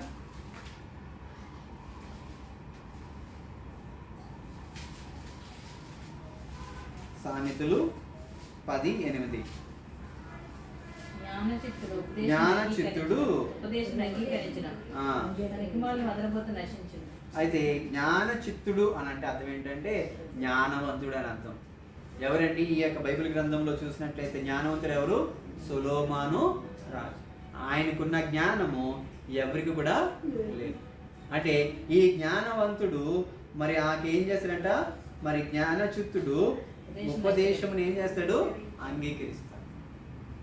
అయితే మనము జ్ఞాన హృదయము కలిగిన వ్యక్తులుగా మనం ఉన్నట్లయితే మనకి ఎవరు అంటే సొలొమోను రాజు ఉన్నాడు. ఈ యొక్క సొలొమోను రాజు ఆయన జ్ఞానచిత్తుడు. ఆయనే ఈ యొక్క సామెతలు ఎవరు రాశారండి? ఎవరు రాశారు? సొలొమోను రాజే రాస్తూ వచ్చాడు. ఇక్కడ మనం చూసినట్లయితే ఆయన సొలొమోను రాజు జ్ఞానవంతుడే కదా, ఆయన తెలుసు కదా ఆయనకి, ఆయన జ్ఞానవంతుడే అని తెలుసు. కానీ ఆయన దగ్గరికి దేవుడు వచ్చాడు. ఎవరు వచ్చారండి? దేవుడు వచ్చి మరి సొలొమోను రాజు, నీవే రాజువి, నీవే ఈ యొక్క పాలించాలి, నీకేం కావాలి? ధనం కావాలా, ఆస్తి కావాలా, అంతస్తులు కావాలా, నీకు ఏం కావాలో నన్ను అడుగు అంటే ఈ వ్యక్తి ఏమడుగుతున్నాడు? దేవుణ్ణి జ్ఞానం కావాలని అడుగుతున్నాడు. అంటే జ్ఞానవంతులు దేన్ని అడుగుతారు? దేవుణ్ణి జ్ఞానాన్నే అడుగుతారు. నీవు నేను కూడా మంచి మరి జ్ఞానవంతుడు దేన్ని అడుగుతాడు? దేవుణ్ణి. అందుకనే ఇక్కడ మరి వైజ్ హార్ట్, అటువంటి వైజ్ హార్ట్ అంటే అటువంటి జ్ఞానవంతులుగా మనం ఉన్నట్లయితే, అందుకని వైజ్ హార్ట్ అని ఇక్కడ రాయబడి ఉంది. మరి యేసుక్రీస్తు వారు పుట్టిన టైంలో ఎవరు లేరండి? జ్ఞానవంతులే వచ్చారు. మరి కొంతమంది ఏమో గొర్రెల కాపర్లు వచ్చారు యేసుక్రీస్తు అని చూడడానికి. ఇంకొకరు ఎంత ఎవరు వచ్చారండి? జ్ఞానులు వచ్చారు. అంటే జ్ఞానవంతులు ఎవరు చూడడానికి వచ్చారు? యేసుని చూడటం, బాలుడైన యేసుక్రీస్తుని చూడడానికి వచ్చారు. నేను ఎందుకు వచ్చామంటే అటువంటి జ్ఞానవంతుడిగా ఉన్న దేవుణ్ణి మనం ఆరాధన చేసుకోవడానికి వచ్చారు. 2 అయిపోయింది. మూడవ వ్యక్తి ఎవరునంటే మరి మెత్తని మనసు కలిగిన వారు ఉన్నారండి. ఏ మనసు అండి? బైబిల్ గ్రంథంలో ఏమని రాయబడిందంటే మెత్తని మనసు. మెత్తని మనసు అంటే ఏంటంటే, మనం ఒకసారి 2వ రాజులు 22:19 చూద్దాం. 2వ రాజులు 22:19. 2 Kings chapter 22 19th verse చూద్దామా? 2వ రాజులు 22:19. మెత్తని మనస్సు కలిగిన. ఇశ్రాయేలీయుల దేవుడైన యెహోవా సెలవిచ్చినదేమనగా, ఈ స్థలము పాడగుననియు దాని కాపురస్తులు దూషణాస్పదులవుతారనియు నేను చెప్పిన మాటలని ఆలకించి మెత్తని మనస్సు కలిగి యెహోవా సన్నిధిని దీనత్వము ధరించి నీ బట్టలు చింపుకొని నా సన్నిధిని కన్నీళ్లు రాల్చి. మెత్తని మనసు కలిగి ఉండమని దేవుడు కోరుకుంటున్నాడు. ఎలాంటి మనసు? మెత్తని మనసు అంటే పట్టుకుంటే మెత్తగా ఉండడం కదండి. అంటే మన మనసు ఎలా ఉండిపోవాలి? ఎవరు అడిగినా కానీ వెంటనే కరిగిపోవాలి. మనం కరుగుతామా? దేవుని నమ్ముకున్నాము, రక్షణ పొందాము, బాప్తిసం తీసుకున్నాము, దేవుడే నిజమైన దేవుడు అని తెలుసుకున్నాము, ఆయనే పూజారుడు అని తెలుసుకున్నాం, కానీ మన మనసు మాత్రం మెత్తగా ఉంటుందా? పట్టుకుందామా? గట్టిగా. అయితే ఇంకొక మెత్తని మనసు కలిగిన వాడంట ఎవరంటే జోషువా అని రాయబడి ఉంది ఇంగ్లీష్లో. ఆయన ఎలాంటి వాడంటే మెత్తని మనసు కలిగి, టెండర్డ్ హార్ట్ అని రాయబడి ఉంది. ఇంకొక 4వ భాగంలోకి వెళ్ళినట్లయితే యథార్థ హృదయులు. అందుకని ఒకసారి దావీదు కీర్తన మనం చూసినట్లయితే 32వ కీర్తన మరి 11లో మనం చూసినట్లయితే అక్కడ మరి దావీదు యొక్క హృదయం ఎలాంటిదో రాయబడుతూ వచ్చింది. చదవండి.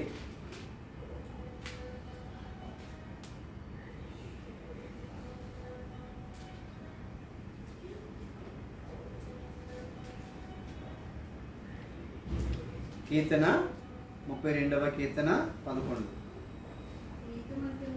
నీతిమంతులారా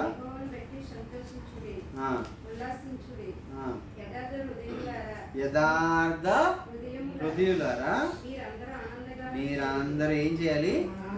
ఆనందం. మెత్తని హృదయం ఉంది. ఇదే హృదయం అండి యథార్థమైన హృదయం. యథార్థమైన హృదయం అంటే ఆ హృదయము ఏ పని దోషం చేయడానికి కానీ మరి ఇటు అటు తొలిపోవడానికి కానీ ఊరుకోదు. అటువంటి యథార్థ హృదయులారా మీరు ఏం చేయాలి? ఆనందగానము. నువ్వు ఆరాధించాలంటే నీ హృదయం ఎలా ఉండాలి? ఎలా ఉండాలి? యథార్థ హృదయంగా ఉండాలి. అయితే మరి దేవుడు ఈ యథార్థ హృదయం కలిగిన వాడు ఎవరునంటే ఎవరని చెప్పుకున్నాము? ఈ వ్యక్తి దావీదు భక్తుడు, దావీదు రాజు. ఆయన యథార్థ హృదయముగా ఉన్నాడు. ఆయన తప్పు చేశాడు కానీ అక్కడ కూడా దేవుణ్ణి ఒప్పుకుంటూ వచ్చాడు. ఈరోజు నీ హృదయం ఎలా ఉండాలంటే యథార్థ హృదయంగా ఉండాలి. ఆ యథార్థ హృదయము ఎవరికి ఉందండి? దావీదు రాజు గారికి. మరి 1 సమూయేలు 13:14లో కూడా రాయబడుతూ వచ్చింది దావీదు యొక్క మనసు ఎలాంటిదో. ఈరోజు 4 విషయాలు తెలుసుకున్నాము. 5వ మనస్సు కలిగిన వ్యక్తి ఎవరండి? ఎవరు చివరిగా చివరి చివరి చివరి మనసు కలిగిన వారు, చివరి ఆ హృదయం కలిగిన వ్యక్తి ఎవరంటే మోసకరమైన హృదయం. ఇస్కరియోతు యోధ హృదయం ఎలాంటిదండి? మోసకరమైనది. అందుకనే మరి ఆ వాక్య భాగం రాయబడుతూ వచ్చింది, హృదయము అన్నిటికన్నా మోసకరమైనది, ఘోరమైన వ్యాధి. అన్ని మన మనసు గురించే రాయబడుతూ వచ్చింది. అంటే పాపము, అంటే శాపము, లోకం అంతా కూడా ఎక్కడ ఉందండి? మన హృదయంలోనే దాచి ఉంది. అందుకే నీ హృదయాన్ని మనం ఏం చేసుకోవాలి? పరిశుద్ధం చేసుకోవాలి. ఈ హృదయం మెత్తన హృదయంగా మార్చుకోవాలి. అందుకని మరి ఆ ఒక భాగంలో రాయబడుతుంటుంది ఏంటంటే, దేవా నా కఠిన హృదయాన్ని ఏం చేయాలి? మెత్తని హృదయంగా నువ్వు మార్చాలి. అంటే హృదయం దగ్గరే మనము ఆ రిపేర్ చేసుకుంటే మన జీవితం అంతా కూడా రిపేర్ అయిపోతుంది. మన పరిశుద్ధతని కావాలంటే మనం ఏం చేయాలి? మన హృదయం దగ్గరికి వచ్చి మన హృదయాన్ని మనము శుద్ధి చేసుకోవాలి. అయితే ఇక్కడ మనం చూసినట్లయితే భాగము మనం చదువుదామా? మత్తయి సువార్త 26 మరి 14 నుంచి 16 వరకు రాయబడుతూ వచ్చింది. మరి మత్తయి సువార్త 26 14 నుంచి 16 వరకు చదివినట్లయితే ఈ యొక్క వ్యక్తి ఎలాంటి హృదయం కలిగిన వాడంటే మోసకరమైన హృదయం. చదువుదామా? మత్తయి సువార్త 26 14 నుంచి 16 వరకు. అప్పుడు 12 మందిలో ఒకడు ప్రధాన యాజకుల యొద్దకు వెళ్ళి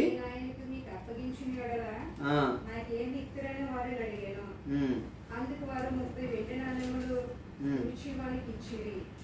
వాడు అప్పటి నుండి ఆయన అప్పగించుటకు తగిన సమయం కనిపెట్టి చూడాను.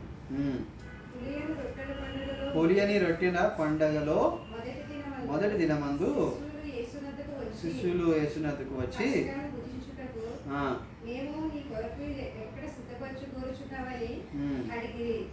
అందుకని మీరు పట్టణమందు నా ఫలాన్ని మనుషుని యొద్దకు వెళ్ళి నా కాలం సమీపమై. అయితే ఇక్కడ మనం చూసినట్లయితే 14 నుంచి 16 వరకు చాలు. అప్పుడు 12 మందిలో ఒకడు ఇస్కరియోతు యోధ.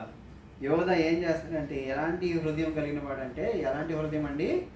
మోసకరమైన మరి ఆ హృదయం కలిగిన వ్యక్తిగా ఉన్నాడు. ప్రియమైన దేవుని బిడ్డలారా, ఈ మోసమైన హృదయంతో దేవుని బల దగ్గరకు వచ్చిన మనకి ఏం కలుగుతుందండి? మేలు జరుగుతుందా? యేసుక్రీస్తు యొక్క రొట్టెని మనం విరిచి మోసమైన హృదయంతోనే మనం వచ్చి ఈ బల దగ్గరకు వచ్చినట్లయితే ఏమి ఉపయోగం ఉండదు. అయితే మనం నేర్చుకున్నాం కదా, మరి యథార్థ హృదయంతో దేవుని యొక్క బల ముందుకు మనము రావాలి. తర్వాత ఇంకేం హృదయం ఉంది? మెత్తని హృదయంతో దేవుని ముందుకు, ఆయన యొక్క పరిశుద్ధమైన బల దగ్గరికి రావాలి. ఇంకెలా రావాలి? జ్ఞానవంతుడిగా, జ్ఞాన హృదయముగా ఉండి మనం దేవుని యొక్క ముందుకు రావాలి. కానీ ఇంకొక హృదయం ఉంది ఏంటండి? గర్వించిన హృదయంతో మరి నేను ప్రతి ఆదివారం నేను మంచోడిని, నేను చాలా పవిత్రుని, నేను బలలో మరి ఆ చేయబడ్డానికి నేను చాలా అర్హుడిని అని అనుకోవడానికి వీలు లేదు. గర్వించి నువ్వు బల దగ్గరికి రావద్దు. నువ్వు ఎలా రావాలని? జ్ఞానవంతుడిగా రావాలి. అయితే మెత్తని మనసుతో రావాలి, లేదంటే యథార్థ హృదయంతో రావాలి. కానీ మోసకరమైన హృదయంతో దేవుని యొక్క బల దగ్గరికి రాకూడదు. అయితే దేవుడు మనకి 5 మరి మనుషుల గురించి చెప్పబడుతుంది. ఒకటి ఫరో రాజు, రెండోది సొలొమోను రాజు, మరి మూడోది జోషా అని రాయబడుతూ వచ్చింది. ఆయన హృదయం ఎలాంటిదంటే మెత్తని మనసు కలిగిన వాడు. తర్వాత దావీదు యథార్థ హృదయం కలిగిన వాడు. కానీ చివరిలో మనం చూసినట్టు ఇస్కరియోతు యోధ మోసకరమైన హృదయం. మరి ఇటువంటి హృదయంతో మనం దేవునికి బల దగ్గరికి రావడం కంటే మనము ఎలాంటి హృదయంతో? మెత్తని హృదయంతో. కళ్ళు మూసుకుందాము. దేవా, నా హృదయాన్ని మెత్తని మనసుగా చేయండి. మోసకరమైన హృదయంతో నేను ఉన్నట్లయితే, లేదంటే మరి ఫరో రాజులాగా గర్వించిన హృదయంతో నేను ఉన్నట్లయితే నన్ను దయతో క్షమించండి అయ్యా అని మనము దేవుని సన్నిధిలో వెళ్ళక మనకు సుపర్శ చేసుకుందాం. అయ్యా, నువ్వు నీ పూర్ణ హృదయముతో అయ్యా నేను ఆరాధిస్తున్నాను తండ్రి, ఆరాధించాను అయ్యా. ఇక నా మనసుల గురించి చెప్తూ వచ్చావు. నేను ఎలాంటి మనసు కలిగిన వ్యక్తినో మరి ఈరోజు నా ముందు కొంతమందిని పెడుతూ వచ్చావయ్యా. అయ్యా తండ్రి, నేను సొలొమోను రాజు లాంటి అయ్యా తండ్రి జ్ఞానవంతుడిన, జ్ఞాన హృదయం కలిగిన వాడిన దేవ నాకు తెలియపరచయ్యా, నీ బల దగ్గరికి వెళ్తున్నాను అనుకొని మరి బల దగ్గరికి వెళ్ళక మునుపు మనమే సూపర్ చేసుకొని దేవుని యొక్క బల దగ్గరికి వెళ్దాము. మరి ఆ కొరింథీయులకు రాసిన పత్రిక 1వ అధ్యాయము మరి 11వ అధ్యాయము దేవుని యొక్క బలలోనికి వెళ్ళక మునుపు దేవుని యొక్క వాక్య భాగాన్ని చదువుకొని మనము దేవుని యొక్క పరిశుద్ధమైన బలలోనికి వెళ్దాం.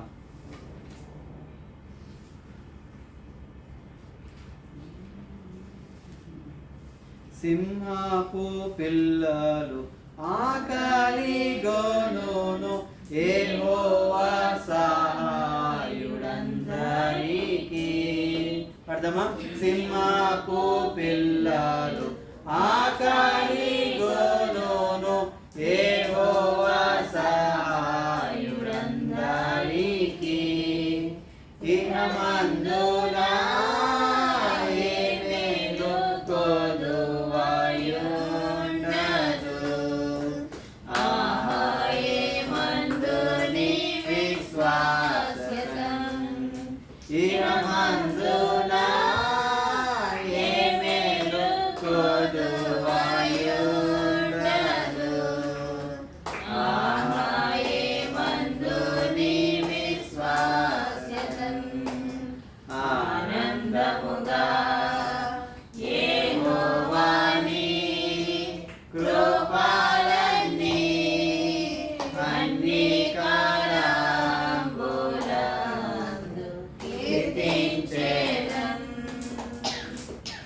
వాక్య భాగంలో నుండి కొన్ని మాటలు చదువుకొని ప్రభు బల దగ్గరికి చేరుదాం.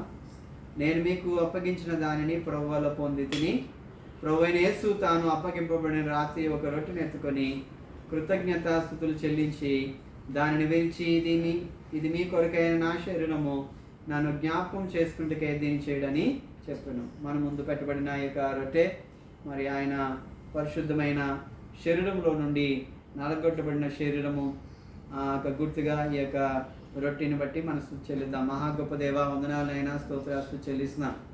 నువ్వు మా కొరకు నలగొట్టబడి అయ్యా తండ్రి నైనా చెత్తగబడి అయ్యా తండ్రి మా కొరకు నువ్వు చేసిన త్యాగానికై నీకు వందనాలు చెల్లించుకున్నా. నీ యొక్క త్యాగాన్ని గుర్తుగా అయ్యా నువ్వు మా కొరకు మరణించిన నీ మరణానికి గుర్తుగా అయ్యా మా కొరకు నీ శరీరాన్ని అర్పించావు తండ్రి.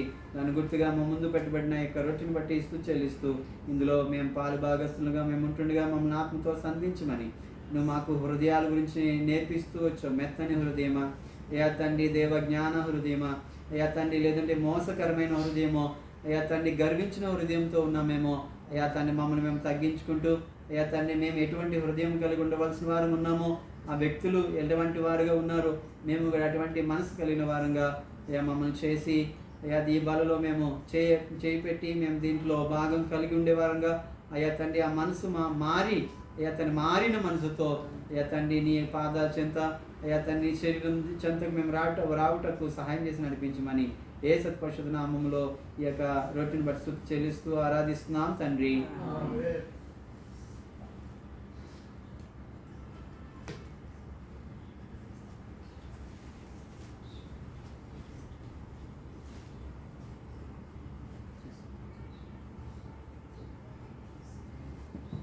మరి రొట్టెలో పాలు పొందేవారు మీ కుడి హస్తాన్ని తల కంటే పైగా చూపించినట్లయితే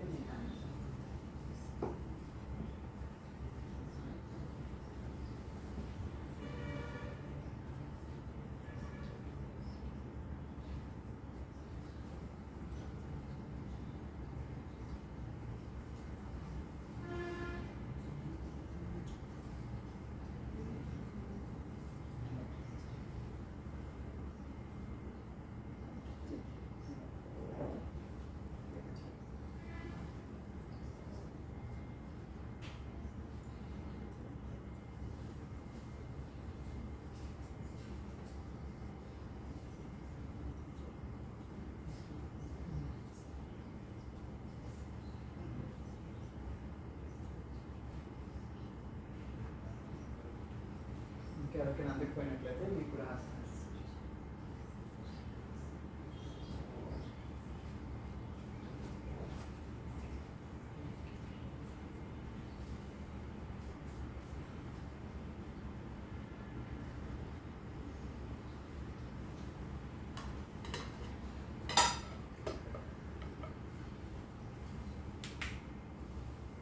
ఆ ప్రకారమే భోజనమైన పిమ్మట ఆయన పాత్రను ఎత్తుకొని, ఈ పాత్ర నా రక్తం వలన కొత్త నిబంధన, మీరు దీనిలోనిది త్రాగినప్పుడల్లా నన్ను జ్ఞాపకం చేసుకున్నట్టుకై దీన్ని చేయడని చెప్పాను.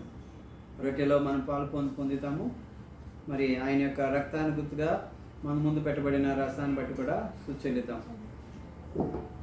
మహా గొప్ప దేవ, వందనాలైనా స్తోత్రాలు చెల్లిస్తున్నాం తండ్రి. నువ్వు మా కొరకు నైనా నలుగొట్టబడిన శరీరం మాకు స్వస్థత అంటున్నావు తండ్రి. నువ్వు మా కొరకు కాచిన రక్తము అయ్యా తండ్రి నైనా మా ప్రతి పాపాన్ని విడుదల చేస్తుంది. మా పాపాన్ని కూడా శుద్ధి చేసి నూతన నిబంధనలోనికి మమ్మలను అయ్యా తండ్రి దేవా నీ యొక్క చెంత అయ్యా నీ నూతన ఆత్మతో మమ్మల్ని నింపి నడిపించమని ఈ యొక్క రసంలో మనం పొందుతుండగా మా మనసు మారి అయ్యా తండ్రి విరిగిన నలిగిన హృదయంతో నిన్ను సేవించడానికి సహాయం చేసి నడిపించమని స్తుతిస్తూ ఆరాధిస్తున్నాం తండ్రి. రొట్టెలో పాల్పొందిన వారు ఆయనకు రక్తం ఆ యొక్క రక్తాన్ని గుర్తుగా ఈ యొక్క రసంలో కూడా పాల్పొందుతారు.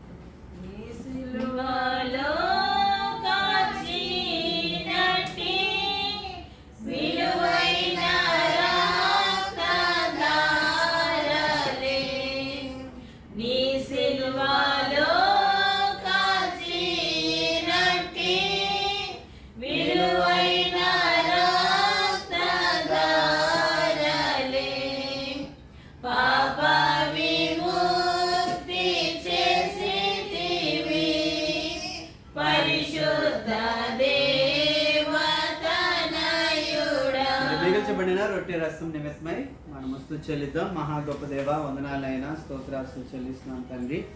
మా మంచి యేసయ్య, నువ్వు మా కొరకు కల్వరిలో అయ్యా తండ్రి దేవ మరణించి నీ మనసు అయ్యా తండ్రి మాకిచ్చి నీ మారిన అయ్యా తండ్రి నువ్వు మా కొరకు తండ్రి దేవ ఈ లోకానికి అయ్యా తండ్రి మమ్మల్ని ప్రేమించి వచ్చావు.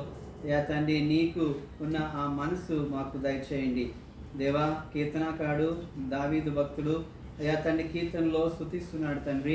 నా పూర్ణ హృదయంతో నేను ఆరాధిస్తాను, నేను స్తుతిస్తాను అంటున్నాడు తండ్రి.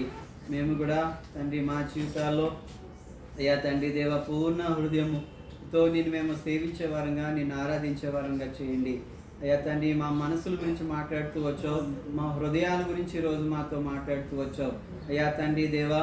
అయ్యా తండ్రి ఫరో హృదయం లాంటి హృదయము కాక అయ్యా తండ్రి నేను మోసకరమైన హృదయము ఇస్కరియోతు వంటివి కాక అయ్యా తండ్రి సొలొమోను రాజు లాంటి జ్ఞాన హృదయాన్ని మాకు దయచేయండి అయ్యా తండ్రి. దావీదు లాంటి యథార్థ హృదయాన్ని మాకు అయ్యా తండ్రి నైనా మాకు దయచేయండి అయ్యా తండ్రి. జోషులాగా అయ్యా తండ్రి దాని మెత్తని మరి హృదయంతో నిన్ను ఆరాధించి సేవించుటకు మమ్మల్ని ఆత్మతో సంధించమని ప్రార్థన చేసిన దేవా మా ప్రియ బిడ్డలు ఎవరైతే నీ యొక్క మందిరావంలోనికి ఈ సెలబ్రేషన్ రెస్టారెంట్లోకి తేబడుతూ వచ్చారో వారందరిని బట్టి నీకు వందనాలు చెల్లించుకున్నాం తండ్రి. చేరిన ప్రియ బిడ్డలందరిని బట్టి వందనాలు. ఇక్కడ మేము స్తుతిస్తూ నేను ఆరాధిస్తూ వచ్చాము, నీ బలలో చేరుతూ వచ్చాం. దేవా మిగిల్చబడిన రొట్టె రసము ఇంకా యేసుక్రీస్తు ఎరగని బిడ్డలు ఎంతోమంది ఉన్నారు, ఈ యొక్క పరిసర ప్రాంతంలో ఉన్నారు, ఈ యొక్క మా దేశంలో ఉన్నారు, అనేక ప్రపంచ దేశాల్లో ఇంకా యేసుక్రీస్తుని ఎరగని వారు ఉన్నారు. వారికి సూచనగా ఈ యొక్క రొట్టె అయ్యా తండ్రి నైనా మొక్కలు ఈ యొక్క రసము ఆ యొక్క తండ్రి మాకు సూచనగా కనపడుతుంది కనుక దేవా మా జీవితాలు మార్చుకొని మేము అనేకులకు అయ్యా తండ్రి యేసుక్రీస్తుని గురించి పరిచయం చేయటకు మమ్మల్ని ఆత్మతో సంధించి మనసులో ప్రార్థన చేస్తున్నాం. చేరువచ్చిన ప్రియ బిడ్డలందరూ కూడా ప్రార్థన చేస్తున్నాం. పేరు పేరు చెప్పిన తండ్రి నేను ప్రతి విశ్వాసిని ఆత్మతో సంధించి మనసులో ప్రార్థన చేస్తున్నాం. అయ్యా తండ్రి నైనా మా మధ్యలోకి తేబడిన గోనాయన లక్ష్మాంటిని బట్టి కాపీ మాంటిని వారి కుటుంబం పట్ల ప్రార్థన చేస్తున్నాం. దేవాన్ని బట్టి నీకు వందనాలు. రాజ్ కుమార్ గారి పట్ల ప్రార్థన చేస్తున్నాం. అయ్యా తండ్రి నైనా దేవా తండ్రి చిన్నారావు ఒక అంకుల్ పట్ల ప్రార్థన చేస్తున్నాం. ఆంటీ బలహీనంగా ఉంది. అయ్యా విజయ ఆంటీని ముట్టండి, స్వస్థపరచండి, కుమారుడు విషయంలో కృప చూపించండి, కుమార్తెను దర్శించండి, సంధించమని ప్రార్థన చేస్తున్నాం. దేవా మరి తండ్రి దేవా నీ ప్రియ కుమార్తె జ్యోతాంటి పట్ల ప్రార్థన చేస్తున్నాం. ఆదాము గారిని తీసుకొచ్చిన బట్టి వందనాలు. అయ్యా తండ్రి వారి కుటుంబాన్ని దీవించండి, దర్శించండి, కుమార్తె కుటుంబాన్ని అయ్యా తన అల్లుడు గారిని వారికి ఇచ్చిన 2 బిడ్డలను కూడా దీవించండి, మనవరాలను ఆస్వాదించడానికి నడిపించి మనసులో ప్రార్థన చేస్తున్నాం. దేవా తండ్రి చేరొచ్చిన మా ప్రియ బిడ్డలు తండ్రి దేవా మరి మరి మేరమ్మ అయ్యా తండ్రి నైనా మరి తండ్రి నైనా కంచరమ్మ పంచరకాల మా కొండ మీద ఉంటున్న ప్రియ బిడ్డలు తండ్రి దేవా ట్యాంక్ జరుగుతున్న బిడ్డలు అయ్యా తండ్రి నేను మా మధ్యలోకి నాయన మురళి అని తీసుకొచ్చావు. అయ్యా తండ్రి కుమారకని తీసుకొచ్చావు. వందనాలు చెల్లించుకుందాం. బిడ్డలు తండ్రి ఉన్న అవసరం తీర్చండి. వారి 3 కుమార్తెలను కూడా దీవించండి, ఆయుష్ని దీవించండి, శ్వేతాన్ని జ్ఞాపం చేసుకోండి, రోషిని దీవించి దర్శించండి. అయ్యా తండ్రి వారి కుటుంబాలను ఆస్వాదించండి. వారి యొక్క అయ్యా తండ్రి అన్నయ్య అయ్యా తండ్రి శివాజీ గారి పట్ల ప్రార్థన చేసిన వారి కుటుంబం వారి యొక్క 3 కుమార్తెలను కూడా దీవించి దర్శించండి. అయ్యా తండ్రి వారి యొక్క మరి సహోదరుల పట్ల ప్రార్థన చేసినాం. అయ్యా తండ్రి దేవా దేవి గారి పట్ల ప్రార్థన చేసినాం. అయ్యా తండ్రి దేవా మరి అయ్యా కరుణా గారి పట్ల ప్రార్థన చేస్తున్నాం, అరుణ గారి పట్ల ప్రార్థన చేస్తున్నాం. సాయం చేసి నడిపించండి. మా మధ్యలోకి లక్ష్మీ గారిని తీసుకొచ్చే వందనాలు చెల్లించుకున్నాం. ఆంటీ గారిని దీవించండి. ఇక తన కుమారుని కూడా దర్శించండి, ఆత్మతో సంధించి మనసులో ప్రార్థన చేస్తున్నాం. అప్పారావు అంకుల్ పట్ల ప్రార్థన చేస్తున్నాం. తన ఆరోగ్యాన్ని కాచి కాపాడండి. తన కుమారుడు మరణం ఆ కుటుంబాన్ని ఓదార్చండి. తన యొక్క కోడలు గారిని వారికి ఇచ్చిన 2 బిడ్డలను దీవించండి. కుమార్తెలు 2 కాచి కాపాడండి. అయ్యా తండ్రి దేవా మరి ఇక్కడ చేరిన తండ్రి నైనా మరి తండ్రి దాలి కుటుంబం పట్ల ప్రార్థన చేస్తున్నాం.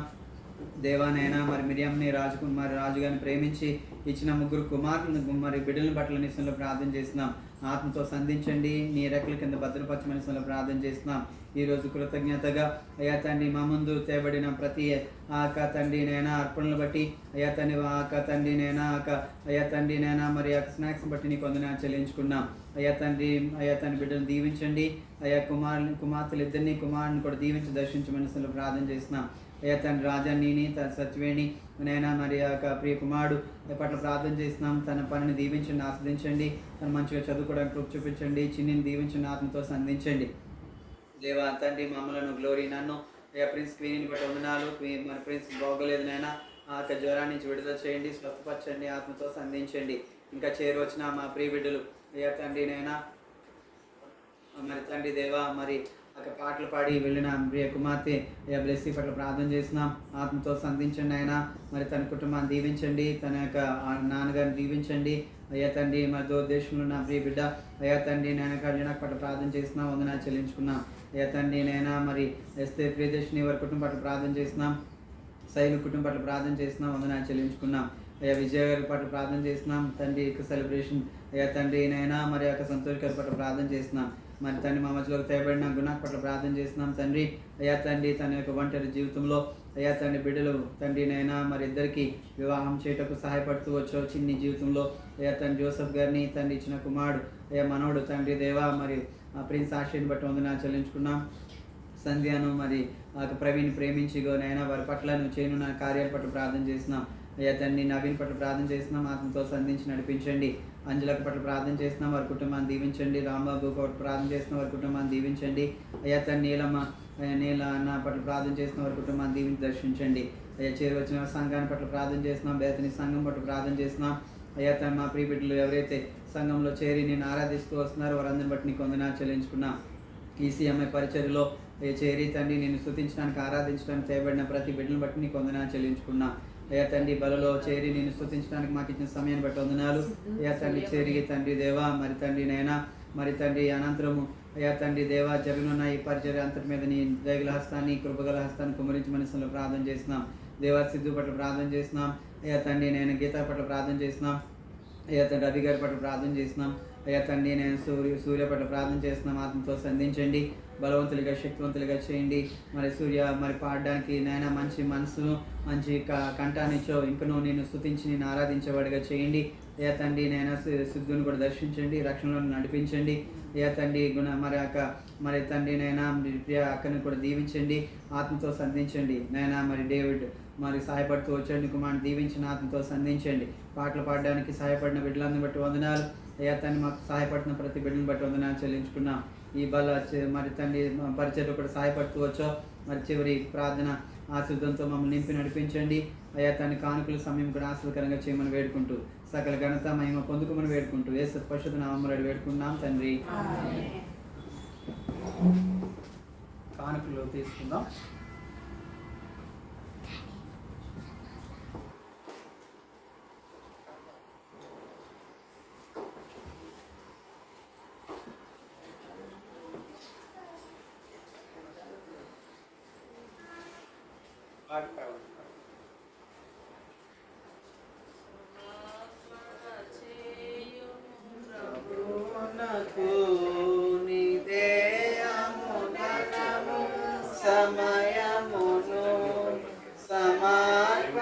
అందుకు నిలబడినట్లయితే కానుకలు అర్పిద్దాము. సమయమును